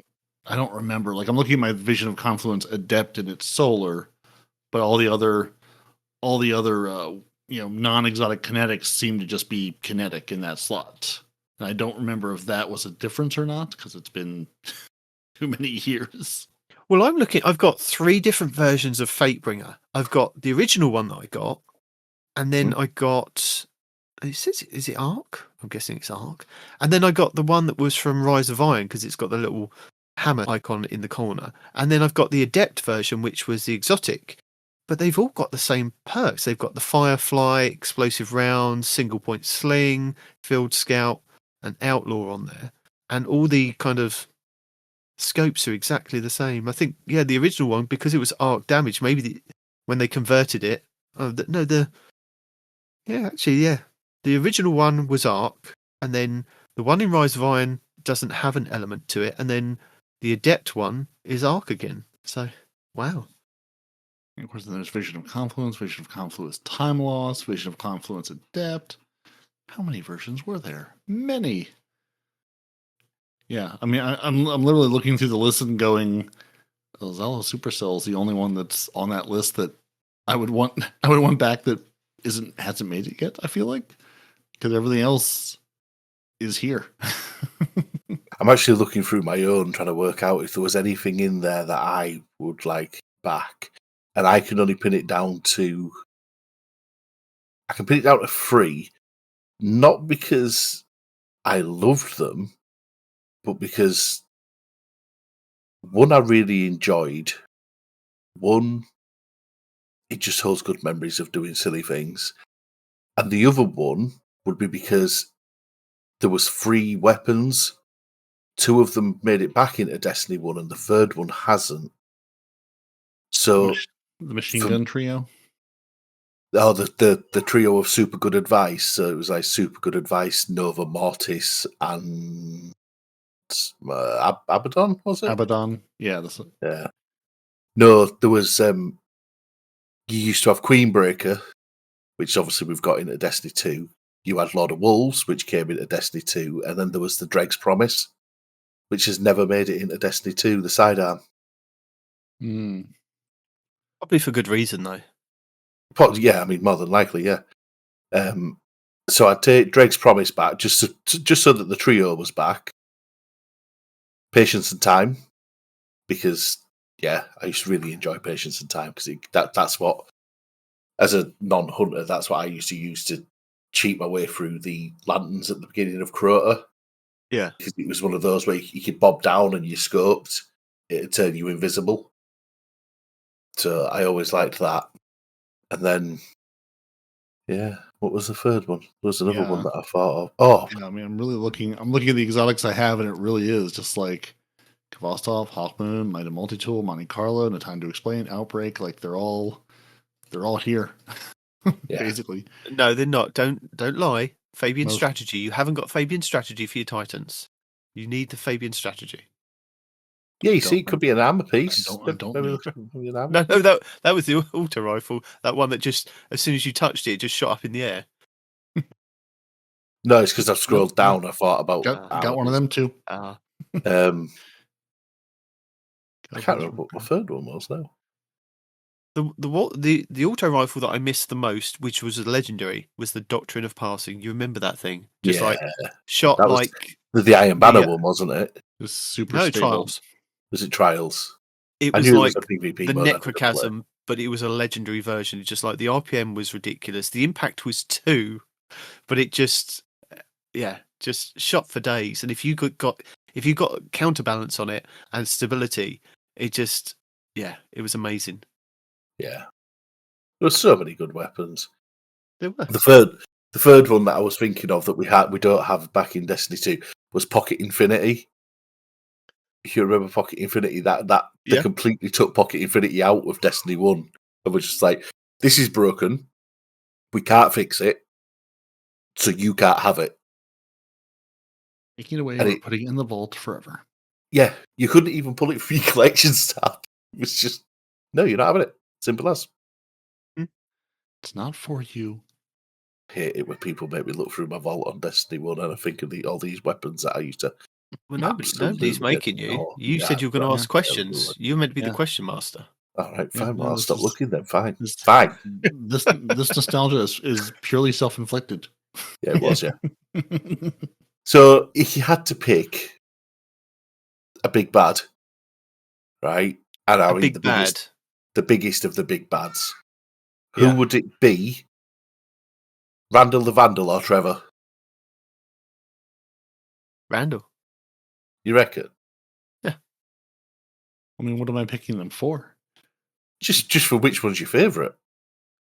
Randall. Yeah. Oh, Trevor. No, Trevor's fine. I never spent enough time with Trevor to properly enjoy Trevor. Trevor wins for jump scares for sure, but Randall, I mean, Randall has the staying power. Randall will always be there and shall always be there. And I hope in Destiny 3 I can play as Randall. That should be a playable character. Let me become Randall. Unkillable. To be fair, Demon and his silly sword is basically there now. Yeah, no, exactly. Yeah, the unkillable part's done. Like, we're good. We're good on unkillable. Just let me be Randall, you know? Yeah. So, which of the original factions was the best and why was it Dead Orbit? Correct. Because who can remember the other two? No, but are we talking like Destiny 1 or Destiny 2 or just overall? There were no factions in Destiny 2. Those don't exist. I wish they still did. I would go with New Monarchy. Those shaders for New Monarchy, you could put them on and look like Iron Man.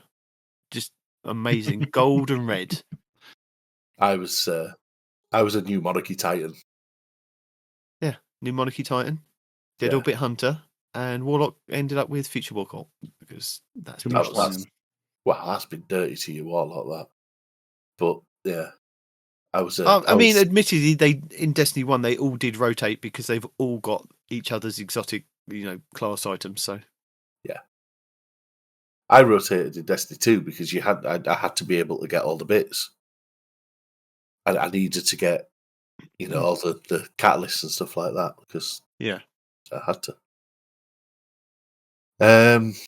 Realistically, it should be whoever gave me the sweet business from Destiny 1 and for doing the faction wars. Whichever Yeah. faction handed that out, which I have long since forgotten. Nor do I even remember what the other two weapons were at that point. I in the think faction New war? Monarchy. New Monarchy did Sunshot. Okay. Or was that Future was War that D2 or was Cult. that D1? D2. All right, because it's been too long. Future War Cult did. I believe Future War Cult did. Oh my god! Why have you just said the name of it and I've forgotten it already? Mm-hmm. Sweet Business.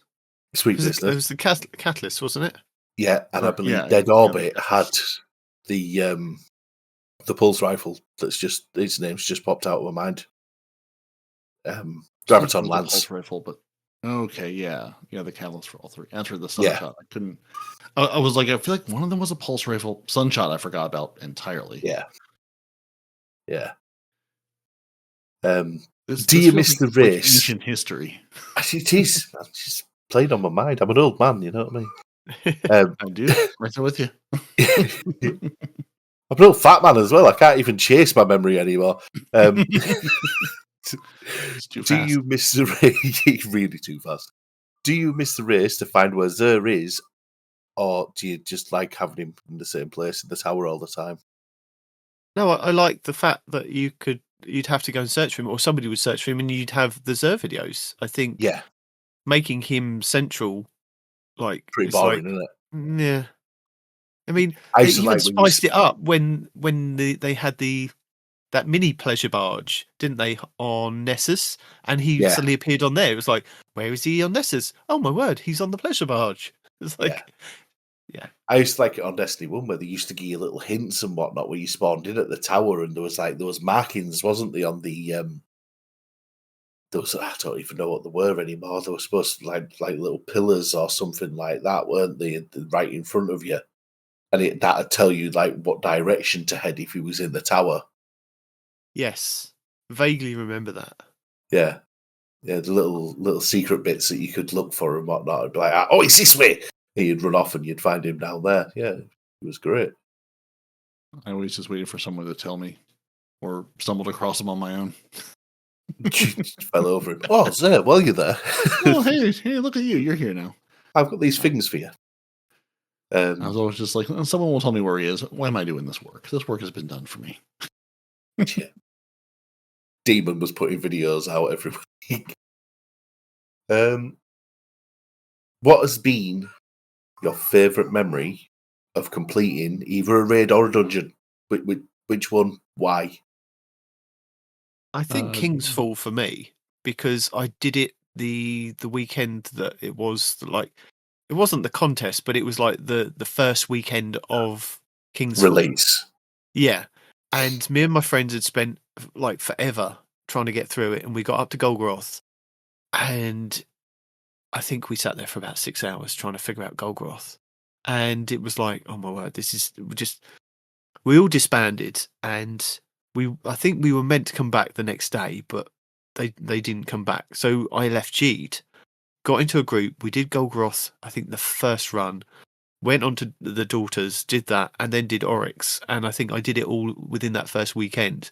And I was just so pleased with myself that I kind of got it done.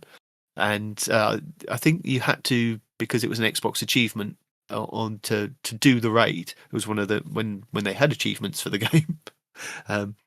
So yeah, I think it's been immortalised in my achievements for that.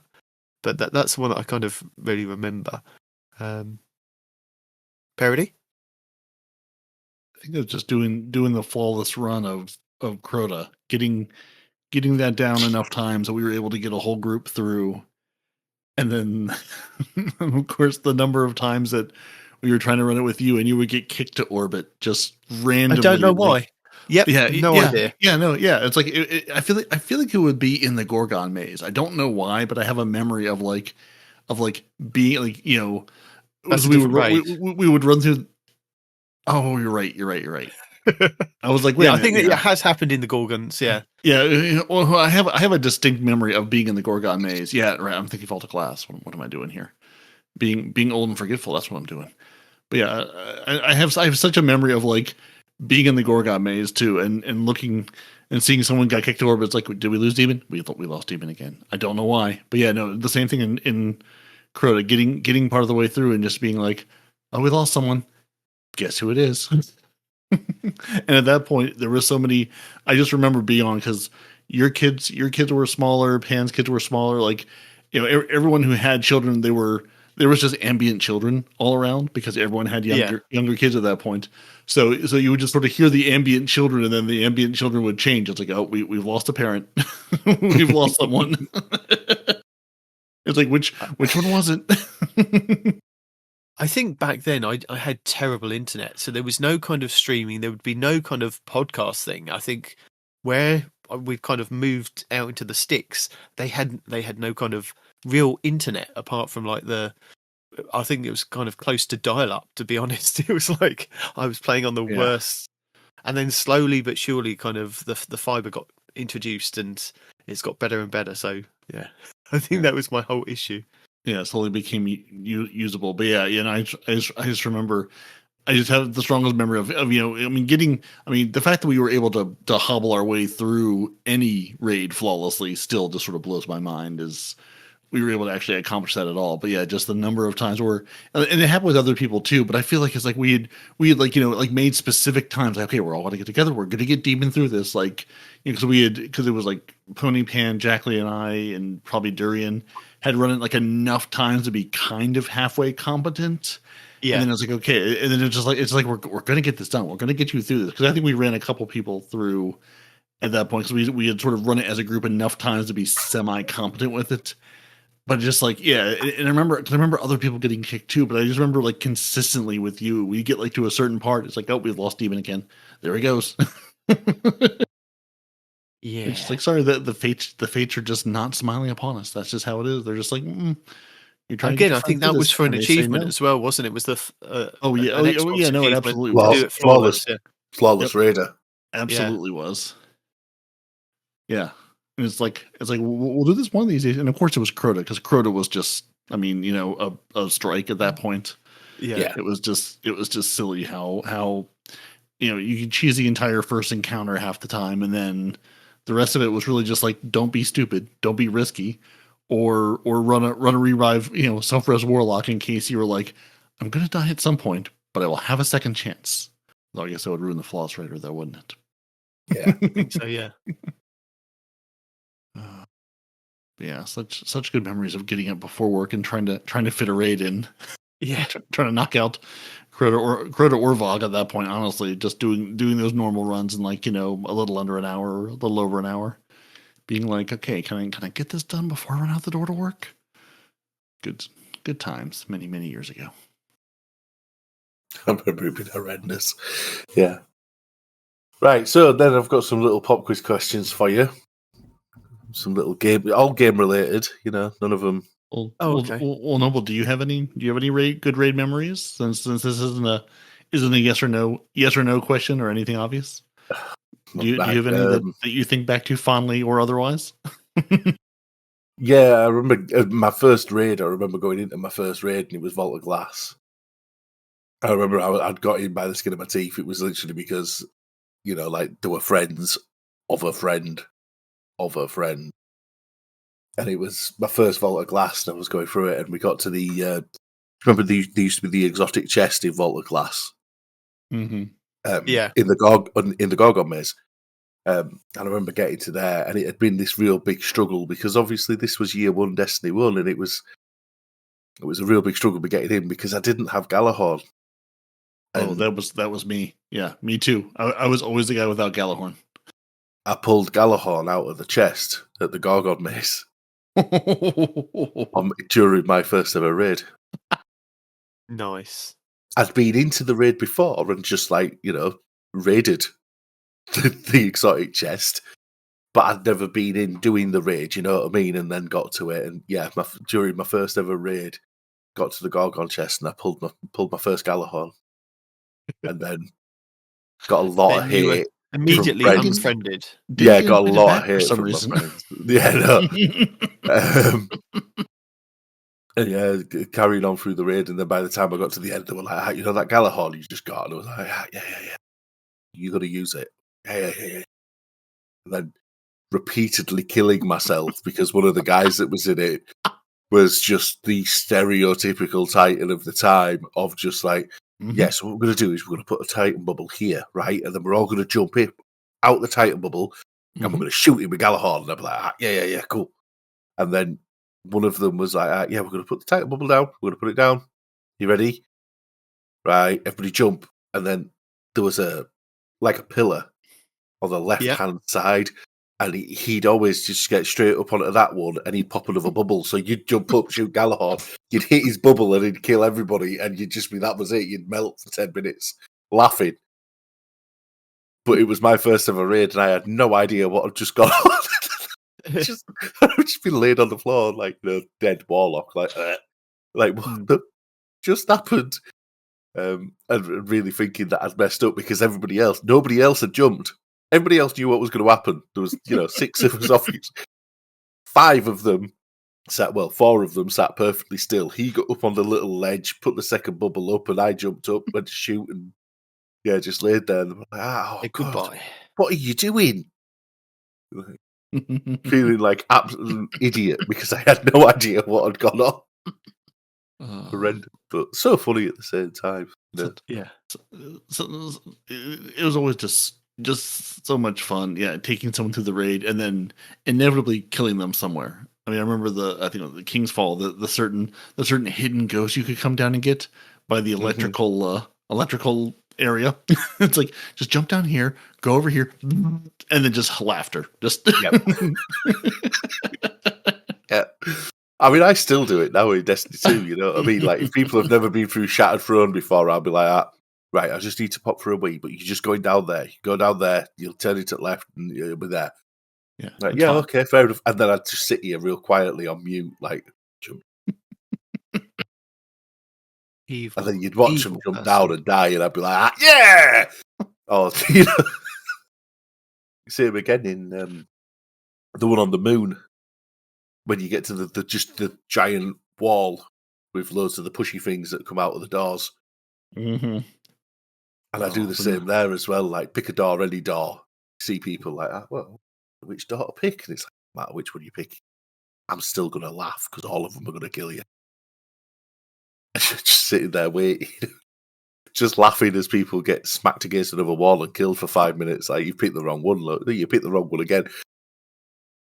They absolutely hate it. I think it's amazing. Who's winning? Me. Listen, I will get you through this. You will have the completion, but it's going to cost you. Possibly sanity. I did not say flawless. I did not say flawless. I said flawed. I am not the perfect teacher. I will allow you to die in some way, shape, or form.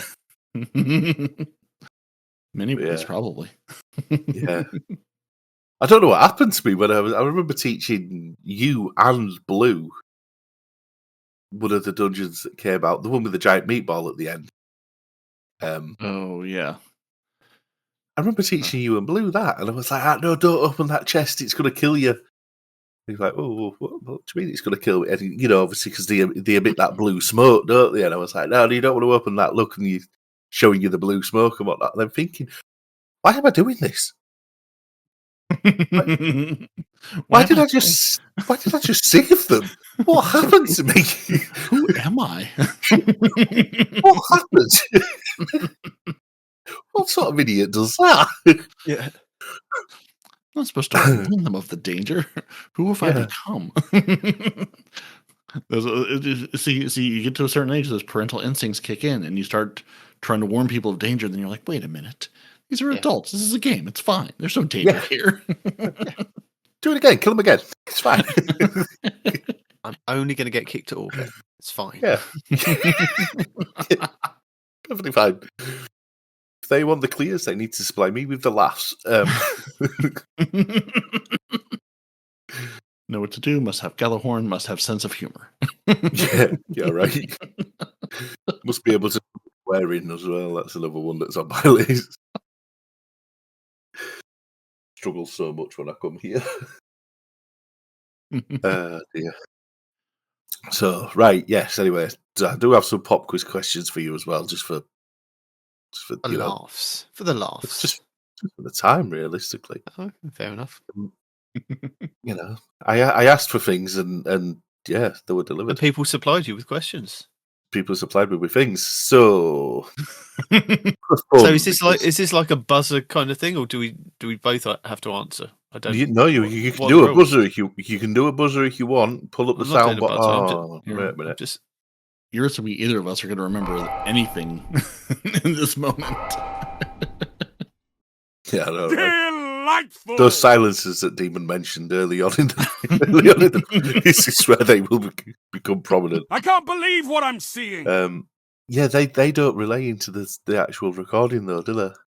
No, I don't think they do. They don't. Please tell me you recorded it. I can't take that seriously. Am I right?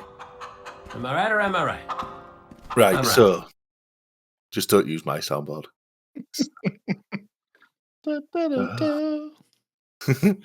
Anyway, yeah. So right. what are the rules? Because I'm just playing around with some of these soundboard things that I know that aren't going to get into the show. So any buzzers that we put in, I'll have to actually manually put them in. So what are the rules? You have to tell me the rules. Just make your buzzer noise. Just say your name. Oh, God. And then we'll judge who won. Sounds fun, doesn't it? Go on, just don't say your real names, because otherwise I'll get all weirded out.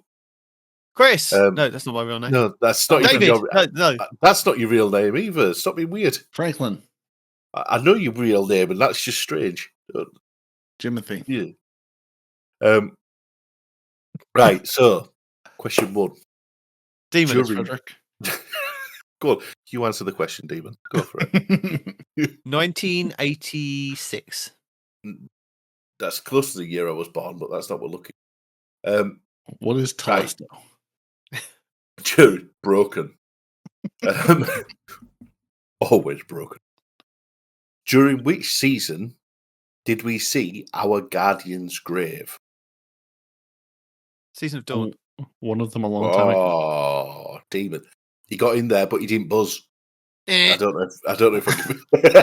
It's not like you can't tell my voice from parodies.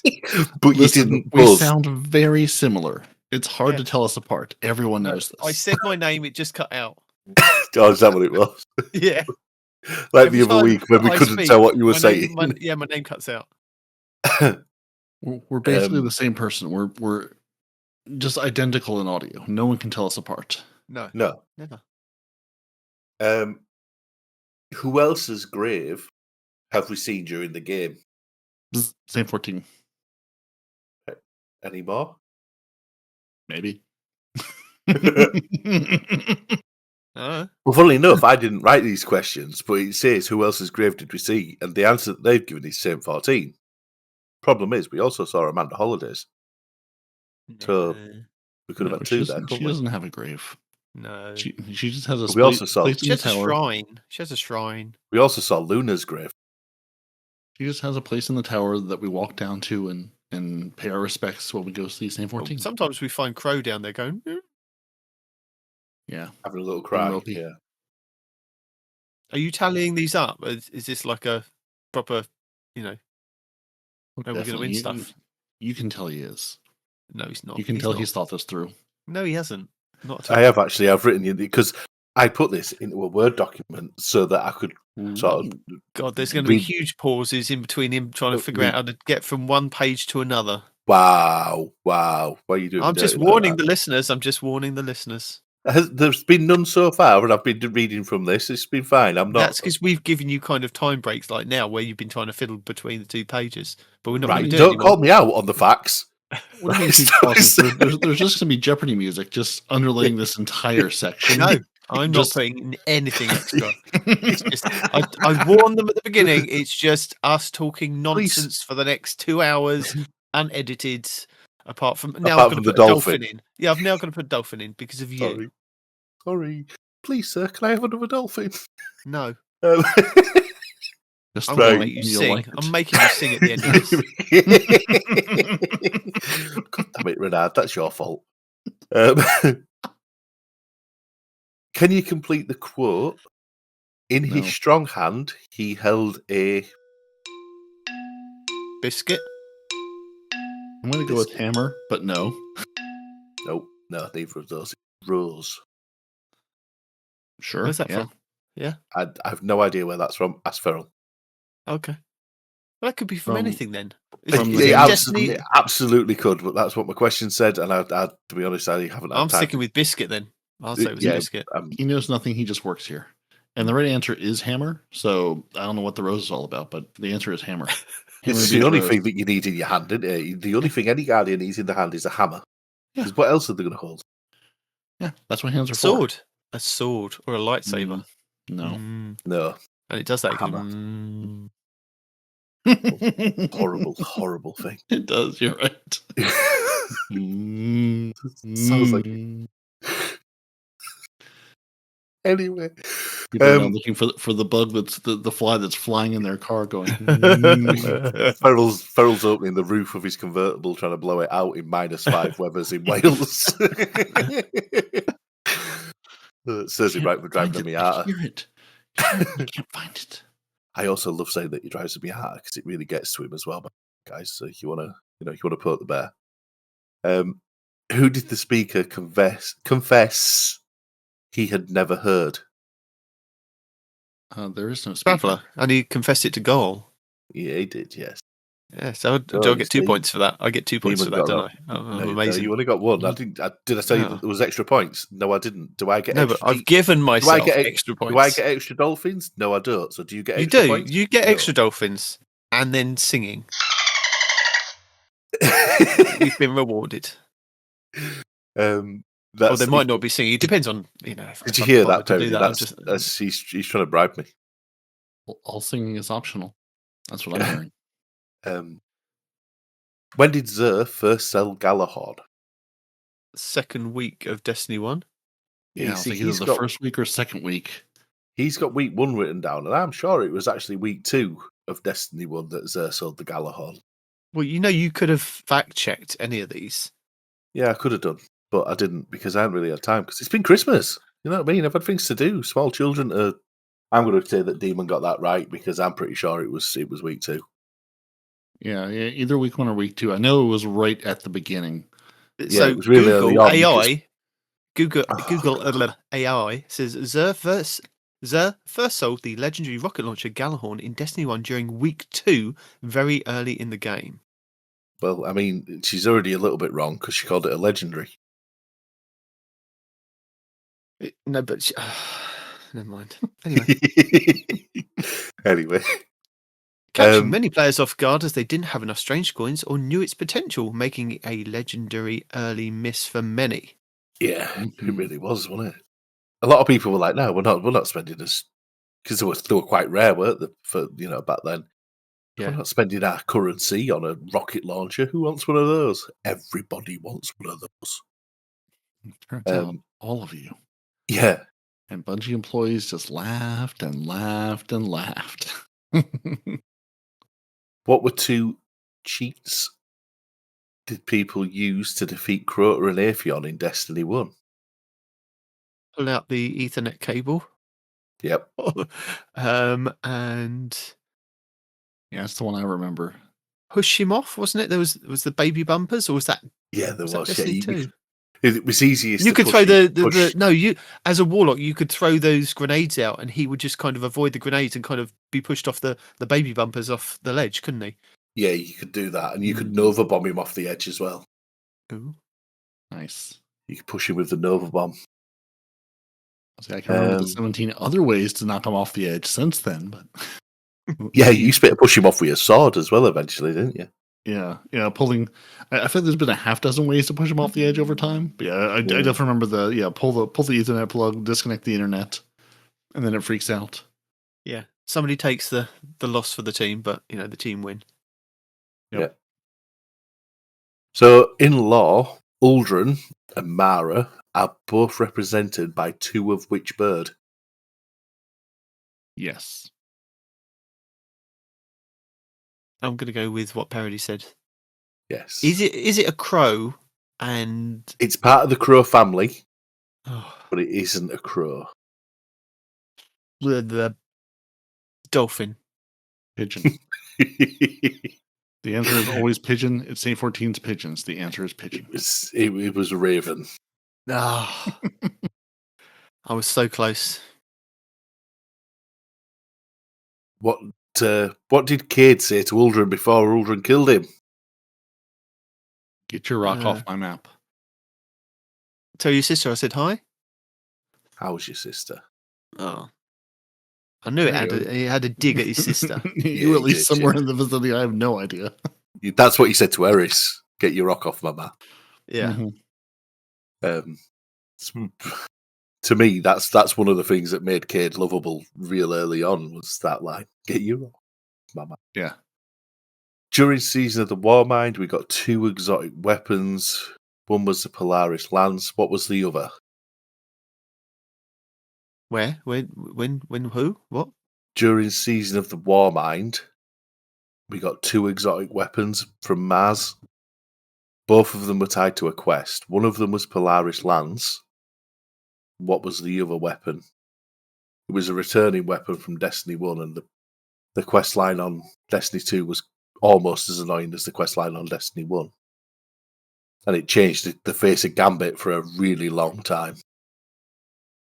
Truth? Kingsbreaker? Or Truth? Yeah. No.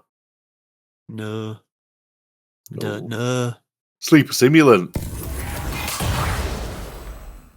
Oh yeah, that was annoying. Yes. Yeah, it was. Yeah, it was with the towers. Yeah. Good fun in the What ship newsroom, could though. you get from the Black Armory Triumphs during Season of the Forge? Oh my god. Shape. What? Triangles. Ship or shape? Ship. Words. And you were talking to him about this during when we were doing the dungeon the other week. The Platinum Starling. That's correct. Do you know how I know? Because I got that bad boy. I've got that. It's good. Why were all the Guardians waiting in the tower at the end of the Season of the Worthy? Because there was a ship that was crashing. But, it was the Almighty. And not all of us were waiting because some of us couldn't get in there. And that was upsetting because I missed out on an emblem. I was at work, so I couldn't get in even, mate. So, yeah. I don't remember if I was there or not. You were there. You bragged about it. Did I? Okay. Yeah. That sounds like me. Very Sounds, good. sounds like Peroty, yeah. Bet he had pink pants on when he was there as well, didn't Yeah, pink panted pantsy. Mm-hmm. Someone has to stay there and, be under Zavala's bubble to keep us all safe. The Prophecy Dungeon came out with Season of the Arrivals. Who is the final boss of the dungeon? Is it Dreg number 2? I mean, to be fair, those snipers at the end probably Axis? worse than the actual. No. No. Randall the Vandal. Randall, yeah. I'm trying to remember which one the Prophecy Dungeon is. No, it's a fallen captain that where you have to show that you have to throw the light and dark one. The engrams at him, don't you? Well, no, you store up the engrams going. No, that's not Prophecy. That's the other one. Oh no, Prophecy. No, yeah. Sorry, stupid me. But Prophecy's at the light and the dark, right? Yes. The light and the Oh dark. yeah, and he moves from platform to platform. Yeah, the captain that knocks you back and laughs at you. Yeah. Mr. Taking Captain guy. Keleko. Yeah. Yeah, sure. Mm-hmm. Do that. Yep. I was in the right dungeon at the right time then. Yeah.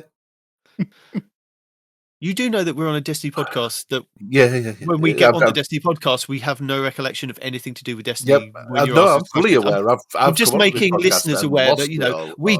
we generally know all these questions. If we were out in public and we were talking about it, we'd be backwards and forward. We're not this stupid, honest.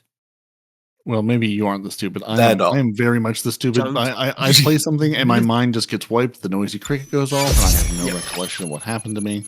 I just know I was there and I got the loot for it. There you go. Right. See, we're just doing this to let everyone else get the right answer, so they can yell at their podcast and go, "It's this, is this? I know what it is, you were fool." going to say yell at their TV, weren't you? You were going to say yell at their TV. No, I wasn't. I wasn't say car speaker, but I'm like, not everyone listens to the car. Sometimes people might be hungry down from their children, keeping their cabinets locked with sweets. I don't know what people are doing while they're listening. They might be driving, they might be doing dishes, they might be, doling out sweets. It's hard to say. I just remembered what I was going to say to you last week, maybe the week before. I can't remember anymore. But Peroty said that he noisy cricketed me, and that's why my memory was gone. And I remembered after we'd finished recording and after we'd moved on, but I was busy, so I couldn't do anything about it. And then I remembered later, while listening to it, the noisy cricket was the weapon. Yeah, I was going to say that. He keeps saying noisy cricket, but you mean neuralizer. He means neuralizer. And at the time when he was sent it to me the other week, I was like, that doesn't sound right, but I'm going to roll with it because I can't think of what the other one was called. But the noisy cricket was the tiny little weapon, wasn't it? Yeah, it was the gun. The neuralizer was the poppy-uppy goodbye mindy thing. Yeah. Well, I'll tell you what the noisy cricket will also do. I mean, it'll make your memory go bye-bye. Wipe your memory. No brain, no memory. It would definitely mess you up. Right. So, what darkness subclass did we acquire during Season of the Hunt? Stasis? Right. Yeah, I was like, it can't be Strand. It has to be Stasis. Did I actually know Season of the Hunt, though? Absolutely not. There we go. Apparently, this one's a 2-pointer. Ooh. In the Season of the Chosen. In the season... You're right. In the Trojan horse, yeah. That's what your kids are camping down in. In the Season of the Chosen, we took on Keitel. How did Crow achieve acceptance and what happened to Salad Bin? Jesus, what? That was like, what? We teamed up with Keitel. We took on Keitel. Achieved acceptance. Yeah. How did Crow achieve acceptance and what happened to Salad Bin? Salad had a mental breakdown and Crota got hugged by his father. Yeah, who mentioned Crow? Crow never has. Crow! Crow has never achieved acceptance. Crow still remains unaccepted, and Saladin is now hanging out with Keitel. They're lovers. That wouldn't surprise me, to be honest. Yeah, but Crow stopped Zavala from being assassinated.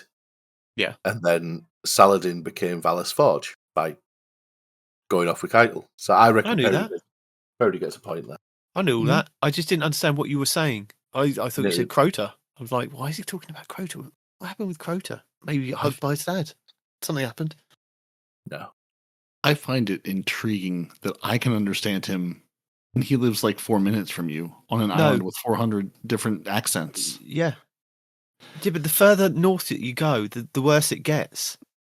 No, the further south that you go, the worse it gets. No, I'm speaking the King's English. The King and I, we speak the same English. You're speaking rubbish. You're a soft southerner that drinks shandy. Gobbledygook. Pepsi Max, actually. What about east to west? Does east to west matter, or is it just north? Oh, yes. East to west matters almost north. Got some more questions? More questions? Yep. What have I got? I've got free bar. So, what was the name of Riven's mate?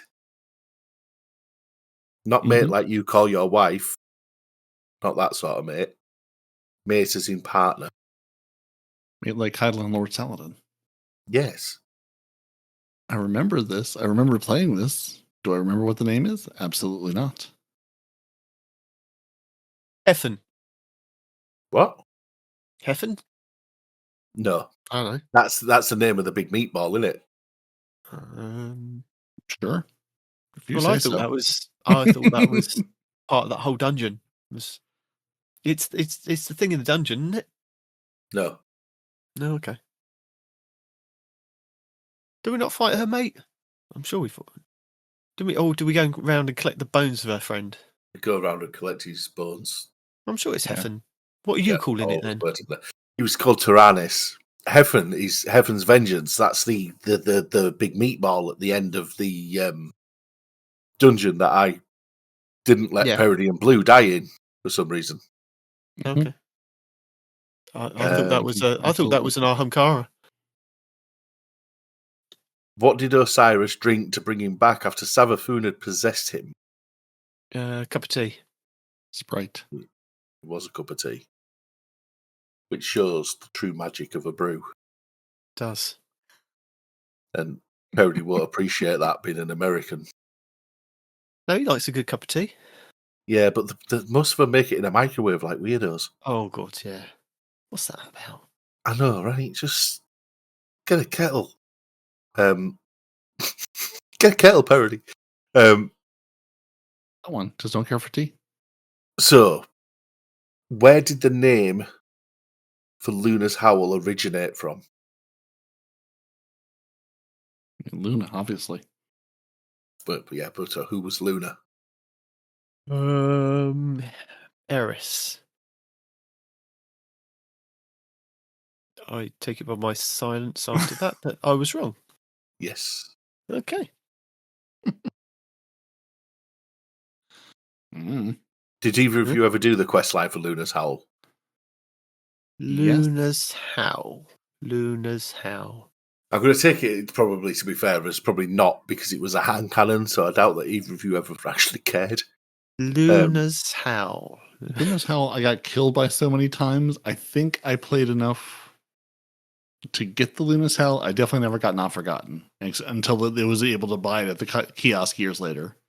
I feel like I earned my Luna's Howl legitimately, or I was very close to it. I cannot remember if I actually got it or shortly after when it was, at its peak. Did you not get it from like when we had?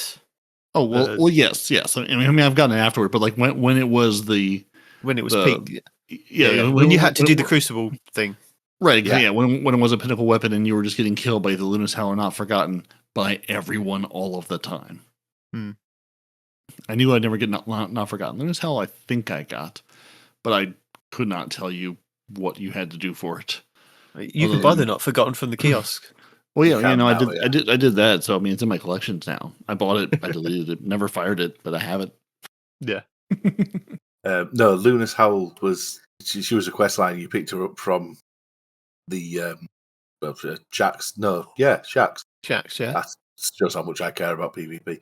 But as you were doing the quest line, it told you the story of the dog that the name Luna's Howl came from. It was the Guardian's dog, and when he went to the moon, the Hive killed his dog, and he came back in a bad way. Shaxx hired Banshee to create Luna's Howl, and it was like a one of one gun. Oh, there you go. It was actually it was a really nice little story that they gave you while you were doing the quest line, but it was also extremely depressing because the poor dog. Maybe that's why I shut it out of my mind and just completely forgot about it because it was upsetting me. And now you've brought it back, and I'm upset even more. Well, thanks for that. That's fine. Don't worry about it. I've definitely paid close attention to the storylines and the lore of this game. Mm-hmm. Yeah. You've read it all. You've read it all because you never skip a cutscene or anything. Exactly. Well, I mean, I used to have some nice British folks who would talk to me about lore, and then they stopped, and now I don't know anything anymore. So see, my source of information went away. My source of information went away. But yeah, no, it was a quest line, wasn't it? It was a nice enough quest line. How many biscuits have you given to the doggo? Oh mate, he's had not many biscuits. Are you starving a friend? I am a little bit, yeah. I haven't really been on because we've been that busy with Christmas and everything else that I just haven't really had a great deal of time to get on and be able to feed the doggo. Archie loves his dog safe cookies. Yeah. Even though he can't really eat them, he loves them. I gave him just 23 this morning. I mean, I don't know what you're doing. I don't know why you're not giving Archie more dog treats. Well, I'll be honest with you, priorities in life. On the 22nd, my TV turned itself off, and I was like, "What are you doing, you stupid thing?" And then it wouldn't turn back on again. I was like, "What the hell's wrong with the TV?" So I had a mess about, and I thought, I wonder if one of the kids has caught the wire. I thought they had, because it very quickly turned back on, and I was like, "Oh, there we go. Never mind. It'll be all right." For then on the 23rd of December, for my TV to then go and smoke start coming from the back of it, and I thought, that's not smoke. That's not a power cable in that. That's a dead TV. Yeah, that's that magic smoke. You don't want the magic smoke. No, I didn't want the magic smoke, mate. No. That sounded like my daughter the other night. Did you get a new TV though? I have ordered a new TV. Yes. Doesn't that TV know it's supposed to die while all the TVs are on sale? I told mine that likes to have issues mine will have issues like every now and again where it'll just drop the sound out or the picture, one or the other, and then come back and be fine. And I told it, I was like, listen, if you're gonna die, do so around the holidays so I can buy one on sale. If you're gonna die, do it then. Other than that, you're staying till the next year. No more dying. The little TV we had in our bedroom that's, to be fair, like 15 years old died. So I was like, you're only a few years old. You've got another decade of life left in you. Either die now or don't. Well, mine was only 2 years old and it's died. So I wasn't very impressed. That's brand new. Yeah, I wasn't very impressed with it. But subsequently then I had to bring another TV down and I had to redo everything so that the TV would even fit. And then it's been at the stage where the TV that I brought downstairs is only a small one. Yeah. Which means it's quite light, which subsequently means when you've got two children that like to run around and barge into everything because that's what children do, the TV consequently nearly falls off every time a child runs past it. And I'm like, so I don't even leave them. See, I early on I learned put the TV on the bracket on the wall. Then they can't. It doesn't get knocked. But what I don't understand is the fingerprints. Why are we touching the screen? Why are you touching the screen? The fingerprints all over the screen. The only screens they've ever known have been touchable. Fantastic! It's a TV. It's a TV. I got my youngest the other day hitting the skip button on Netflix because she wanted to play the next episode. She was like, "Next episode, stupid Netflix!" Trying to push the button on the TV. On the screen itself. Again, I mean, what screens has she had access to that weren't touch screen at this point? Precisely. She likes to take pictures on her phone and stuff like that. You know what I mean? Not even two. Yeah. So everything she's used to is a touch screen. Yeah. A remote had what's a remote? That's not a real thing. You're just making up words now. Your TV sounds like my daughter's Xbox. The other day, as you know, I was playing a little bit of Fortnite and I was only trying to get my skin for Back to the Future. My daughter said, "Oh, I'll come and play with you and we can team up and, we can play duos." And then it ended up being trios because my other daughter came and played. But she came in the room and she went, "Dad, can you fix my Xbox?" I was like, "What's the matter with the Xbox?" She went, "I've turned it on. It's not coming on." I was like, "Well, what have you done to it?" And she went, "Well, I don't know." So I went in her room and she went, I've unplugged it and plugged it back in. She said, "But it keeps making this spark noise." I'm like, what have you done to it? So all I did was push it into the back of the Xbox and it came on. She went, "Oh, I didn't realise that." I went, "What were you doing? Just resting the power lead next to the connections?" She went, "Yeah, I didn't push it in as hard as you did." I said, "That's why it was making a sparking noise. You push it into the Xbox." It's like, I give up. Yep, I give up. That's a thing. That I heard it. It's a thing. Oh. Did you take the Xbox off her and put it in the cupboard with the food?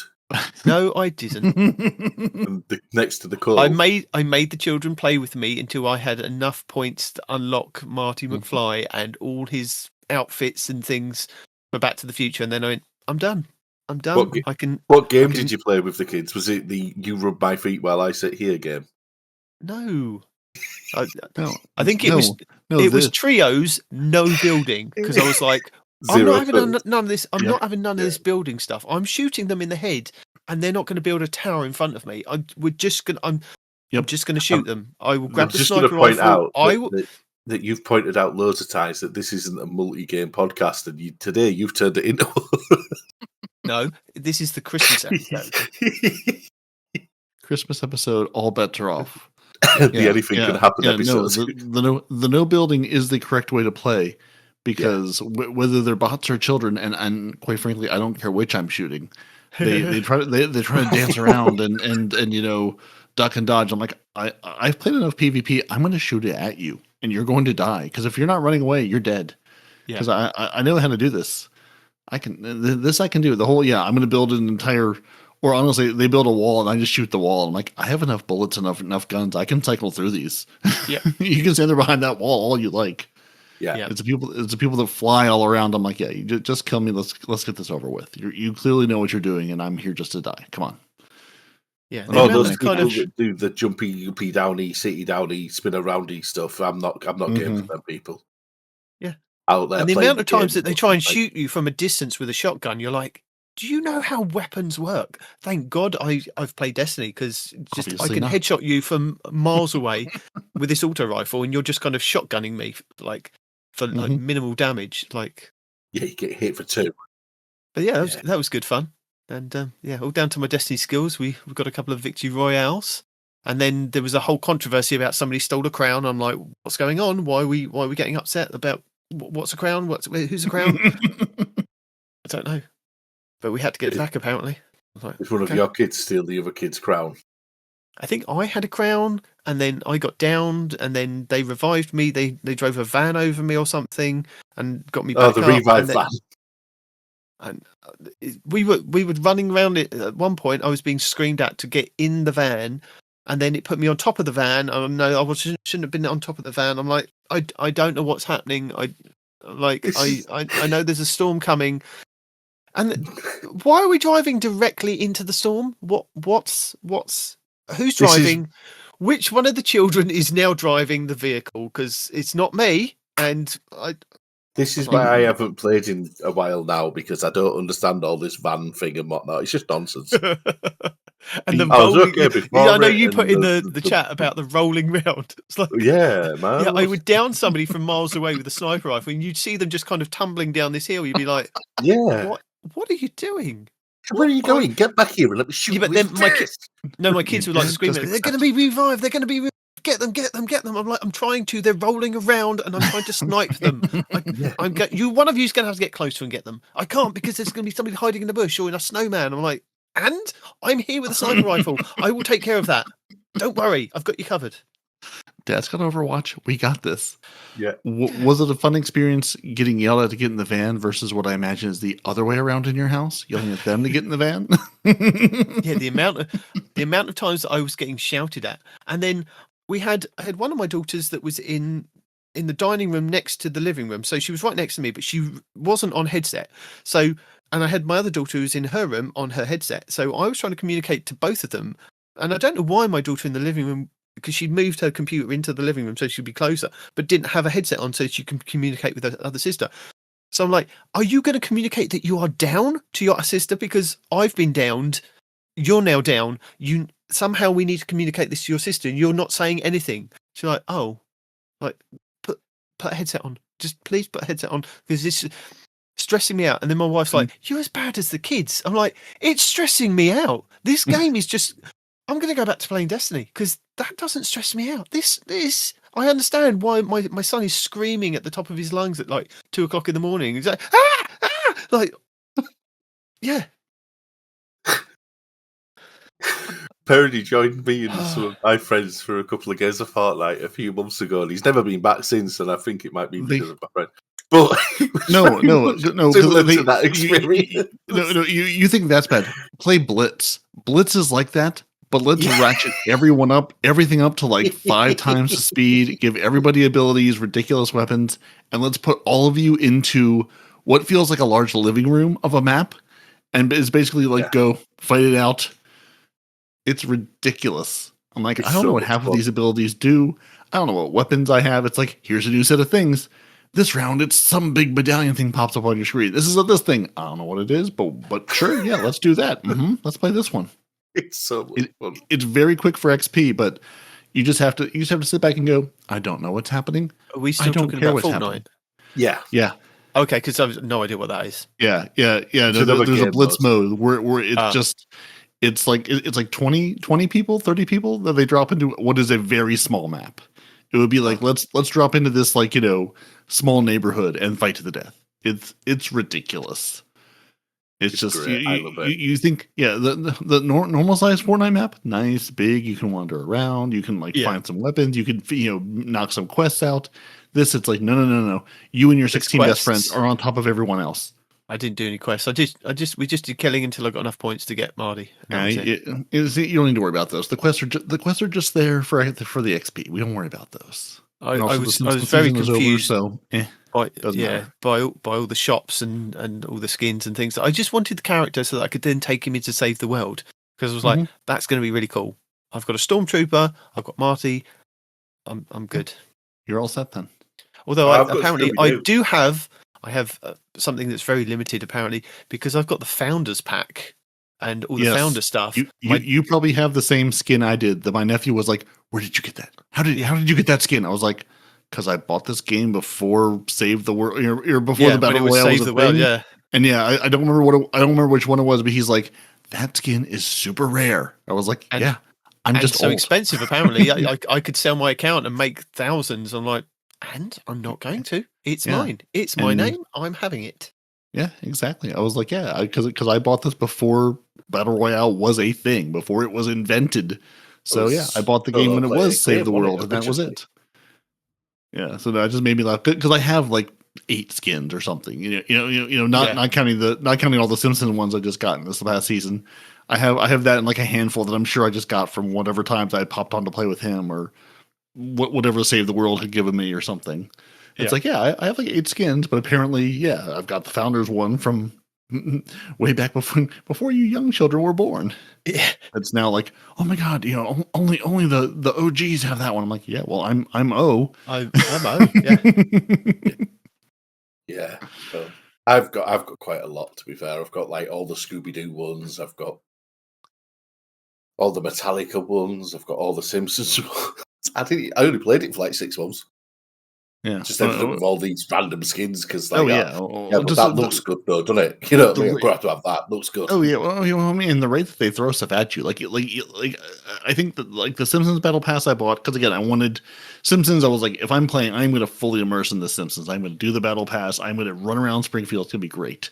But like the other like 5 battle passes or whatever that were going on, I was like, I don't know what these are. I don't care. A lot of them are like the Fortnite specific ones, which I know of from my nephew, but I don't have any affinity to. So I'm like, yeah, sure, whatever random musician nonsense you want to give me, or it's like 5 or 6 different battle passes that are going on. I'm like, sure, like give me whatever else you want to give me. It's about 10 that I saw. I'm like, I'll add that to my collection. Welcome back to Old Men. Fortnite. I got the Simpsons one because I needed to get the stupid sexy Flanders. Yes. I had to have stupid sexy Flanders. Like, of course. But you even do it if you haven't got stupid sexy Flanders wiggling his bum at you. Yeah. do you not watch a lot of Simpsons, Stephen? Not for many years. Okay, fair enough. Yeah. Well, apparently me and Peroty are bigger children than you, and you that what stupid sexy Flanders is. Have you asked all your questions now, though? I have asked all the questions now. That's all I got asked. Oh. All I got given. Well, there we go. Now, we've given everyone the opportunity to yell at their podcast player and go, look at these morons. They can't remember anything. I would challenge you to sit in front of a microphone and try to come up with things. Your brain just empties. Yes, I got the questions off Ferrell over like a week because he came up with some and then he was like, "Oh no, there's not enough there because it's ended on an odd number, so I'm gonna have to do some more." So I got some more, and then some more appears. He's like driving around, doing the dishes, like walking the dog, being like, "Oh, here's what I can ask them. This will stump them." anything would that stump seems us. to be It the wouldn't way take Anything. much. Yeah. pretty much seems to be the way it was. Yeah, like what can I do? There's questions that Ferrell has sent that I haven't even read yet because I'm just like I didn't even. Is this even a thing? Is this genuine? Probably not. Come on, give us one that you looked at and just said, how would anyone know this? Because someone out there will, and we can give them the good feelings of going, well, I knew what that was. It's obviously this. Which Guardian gave Shin Malphur the last word? Virginia? Nope. Mm-hmm. Mm-hmm. Mm-hmm. Yeah. I No see. idea. I haven't had chance to sit and look at the answers for these to make sure that they're all correct and everything else. So I was like, What I'm is the answer not that sure you've got, about though? that. What is Jaron the Ward. Yeah, that sounds right. Yep.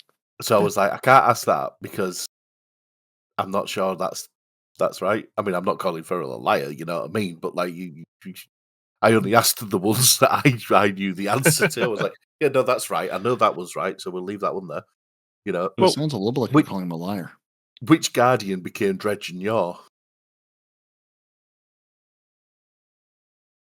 Shin Malphur? Yeah, absolutely. Exactly. I'm going to keep saying Shin Malphur. It's going to be right sooner or later.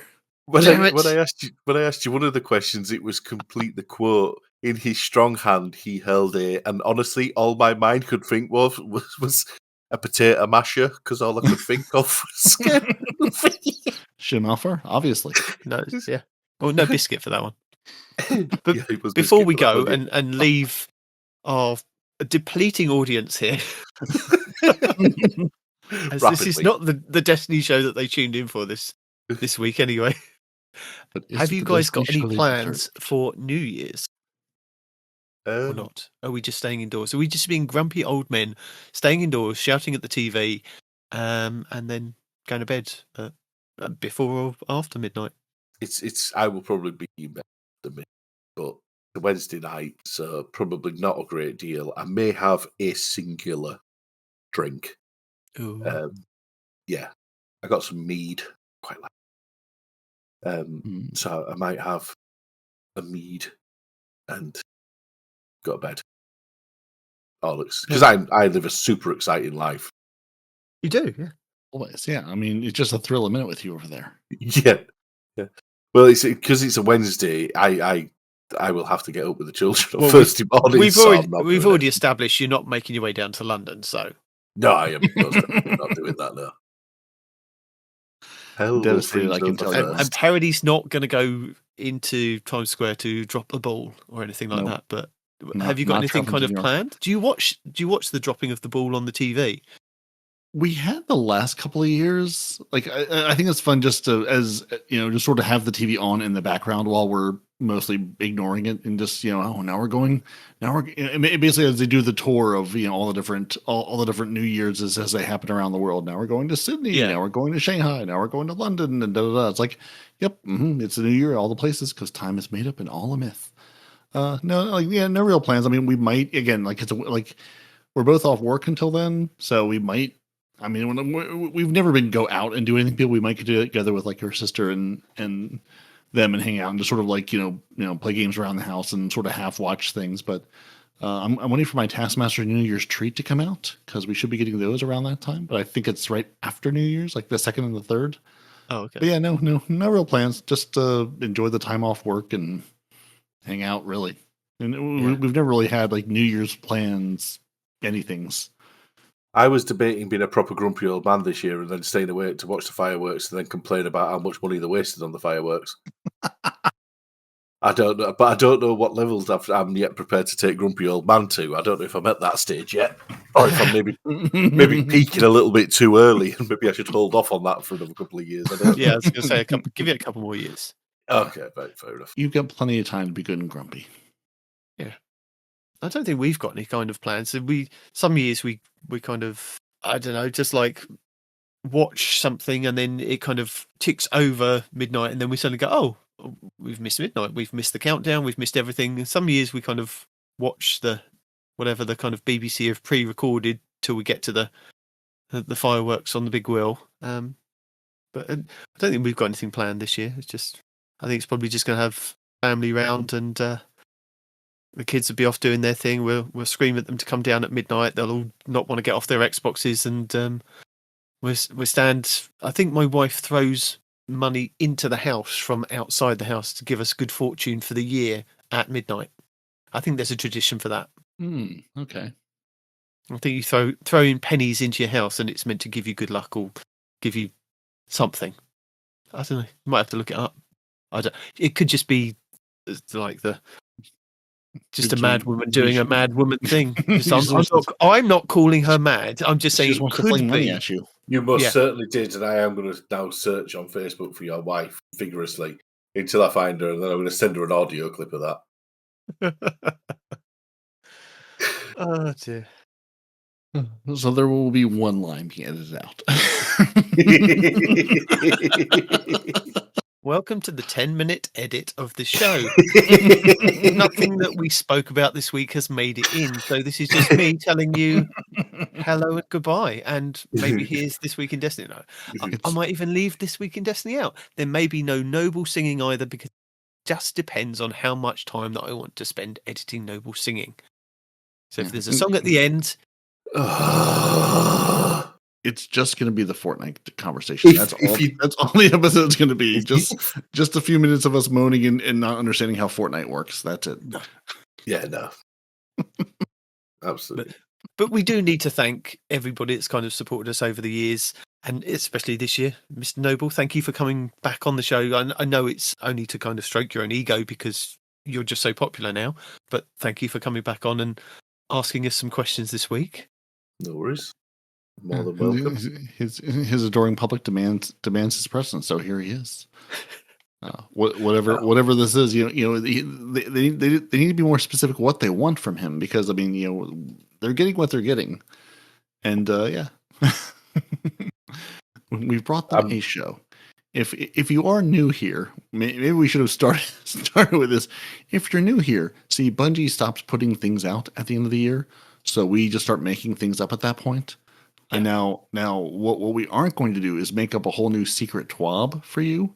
So the only Destiny coverage I'll give you is if you go watch Aztecross's secret TWAB video, just be aware this is a thing he does every year. So don't freak out. Take it with a grain of salt. But every year they do their secret TWAB at the end of the year where they make one up, and it looks as if he's reading something that they've created. Because why not? You have to have some fun at the end of the year. Yeah. Be boring otherwise, wouldn't it? Yeah, exactly. What else are we going to do? Throw money into our houses to bring good fortune? Come on. Like a crazy woman. Yeah. And one thing we definitely have to do is to thank all our lovely patrons, because like Noble and Farrell, who provided us both questions, answers, and entertainment. Renard Calant, who we are threatening with a good time, and also secretly not so secretly peer pressuring into getting every cat thing. So he has to buy all the cat cosmetics. That's just the rule. I don't make the rules up. That's just how it is. Do you think that's his New Year's resolution? To get every cat item? To not be peer pressured by us to not get all the cat items. No, that doesn't sound right.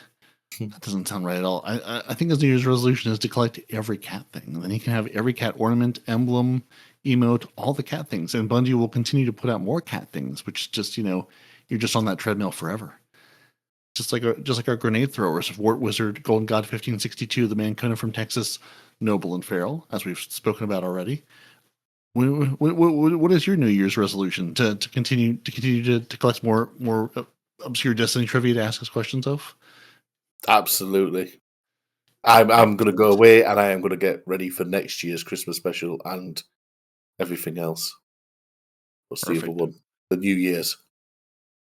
So yeah, but thank you to all of our lovely patrons who have hung out, listened to us, and who have made it presumably this far in the show to say, I'm not sure what I listened to, but I listened to it. Listen, we've been told people want more. The runtime is important. The more time, the better. So you ask for more runtime, we're going to give you the runtime. We're going to give you something. It may not be what you want, but it may be what you deserve. I'm not here to tell you what you deserve, but this is what you get this week. And next week we'll be back with something. Maybe it'll be Destiny. Maybe it'll be Fortnite. Maybe it'll be demon, hand walking you through an exotic mission in perfect audio theater. I have no idea what's going to happen, but until then, thank you for joining us. Your Titan, your Peroty, and Nitedemon. Your quizmaster is Noble. You can find the show wherever you get your podcasts. Just search Two Titans and a Hunter. You can email the show, twotitansandahunter@hotmail.com. You should subscribe to YouTube to get every new episode, weekly 8 of 1 update, Eververse goods. And, you can place your bets on what Crucible modes are coming up. And hey, Mayhem finally made it into the portal, so dreams can come true. All the show notes live at twotitansandahunter.com or in your podcast player. If not, find a better one. We have many, little icons listed on our logo. You should get one of those. They're much better. If you want to join the Otter Dance Troupe, throw us with a good time, throw more grenades, patreon.com/TTH. Want a more casual encounter? Coffee.com/twotitansandahunter.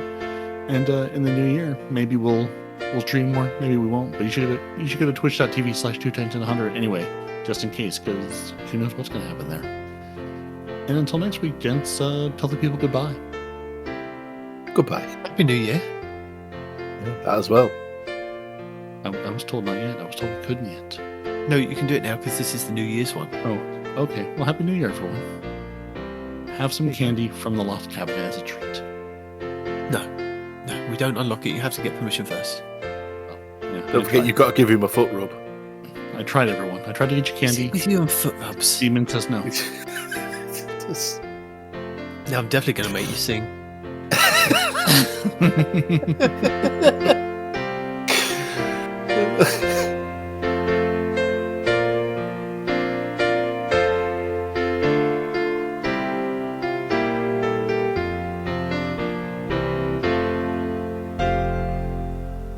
Ladies and gentlemen, boys and girls, and guardians, for my amusement and your entertainment, I now present you the best version of Feliz Navidad, sung by Noble and Peroty.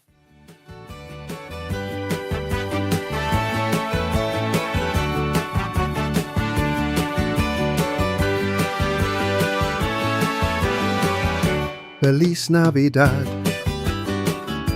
Feliz Navidad, Feliz Navidad, próspero año y felicidad.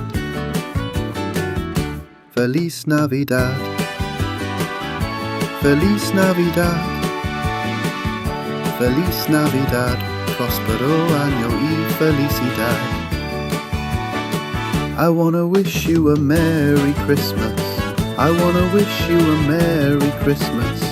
I wanna wish you a Merry Christmas from the bottom of my heart. I wanna wish you a Merry Christmas. I wanna wish you a Merry Christmas. I wanna wish you a Merry Christmas from the bottom of my heart. Feliz Navidad, Feliz Navidad, Feliz Navidad, próspero año y felicidad. Feliz Navidad, Feliz Navidad, Feliz Navidad, próspero año y felicidad. I wanna wish you a Merry Christmas. I wanna wish you a Merry Christmas. I wanna wish you a Merry Christmas from the bottom of my heart. I wanna wish you a Merry Christmas. I wanna wish you a Merry Christmas. I wanna wish you a Merry Christmas from the bottom of my heart. Feliz Navidad, Feliz Navidad, Feliz Navidad, próspero año y felicidad. Feliz Navidad, Feliz Navidad, Feliz Navidad, próspero año y felicidad.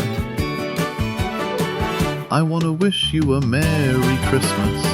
I wanna wish you a Merry Christmas. I wanna wish you a Merry Christmas from the bottom of my heart. I wanna wish you a Merry Christmas.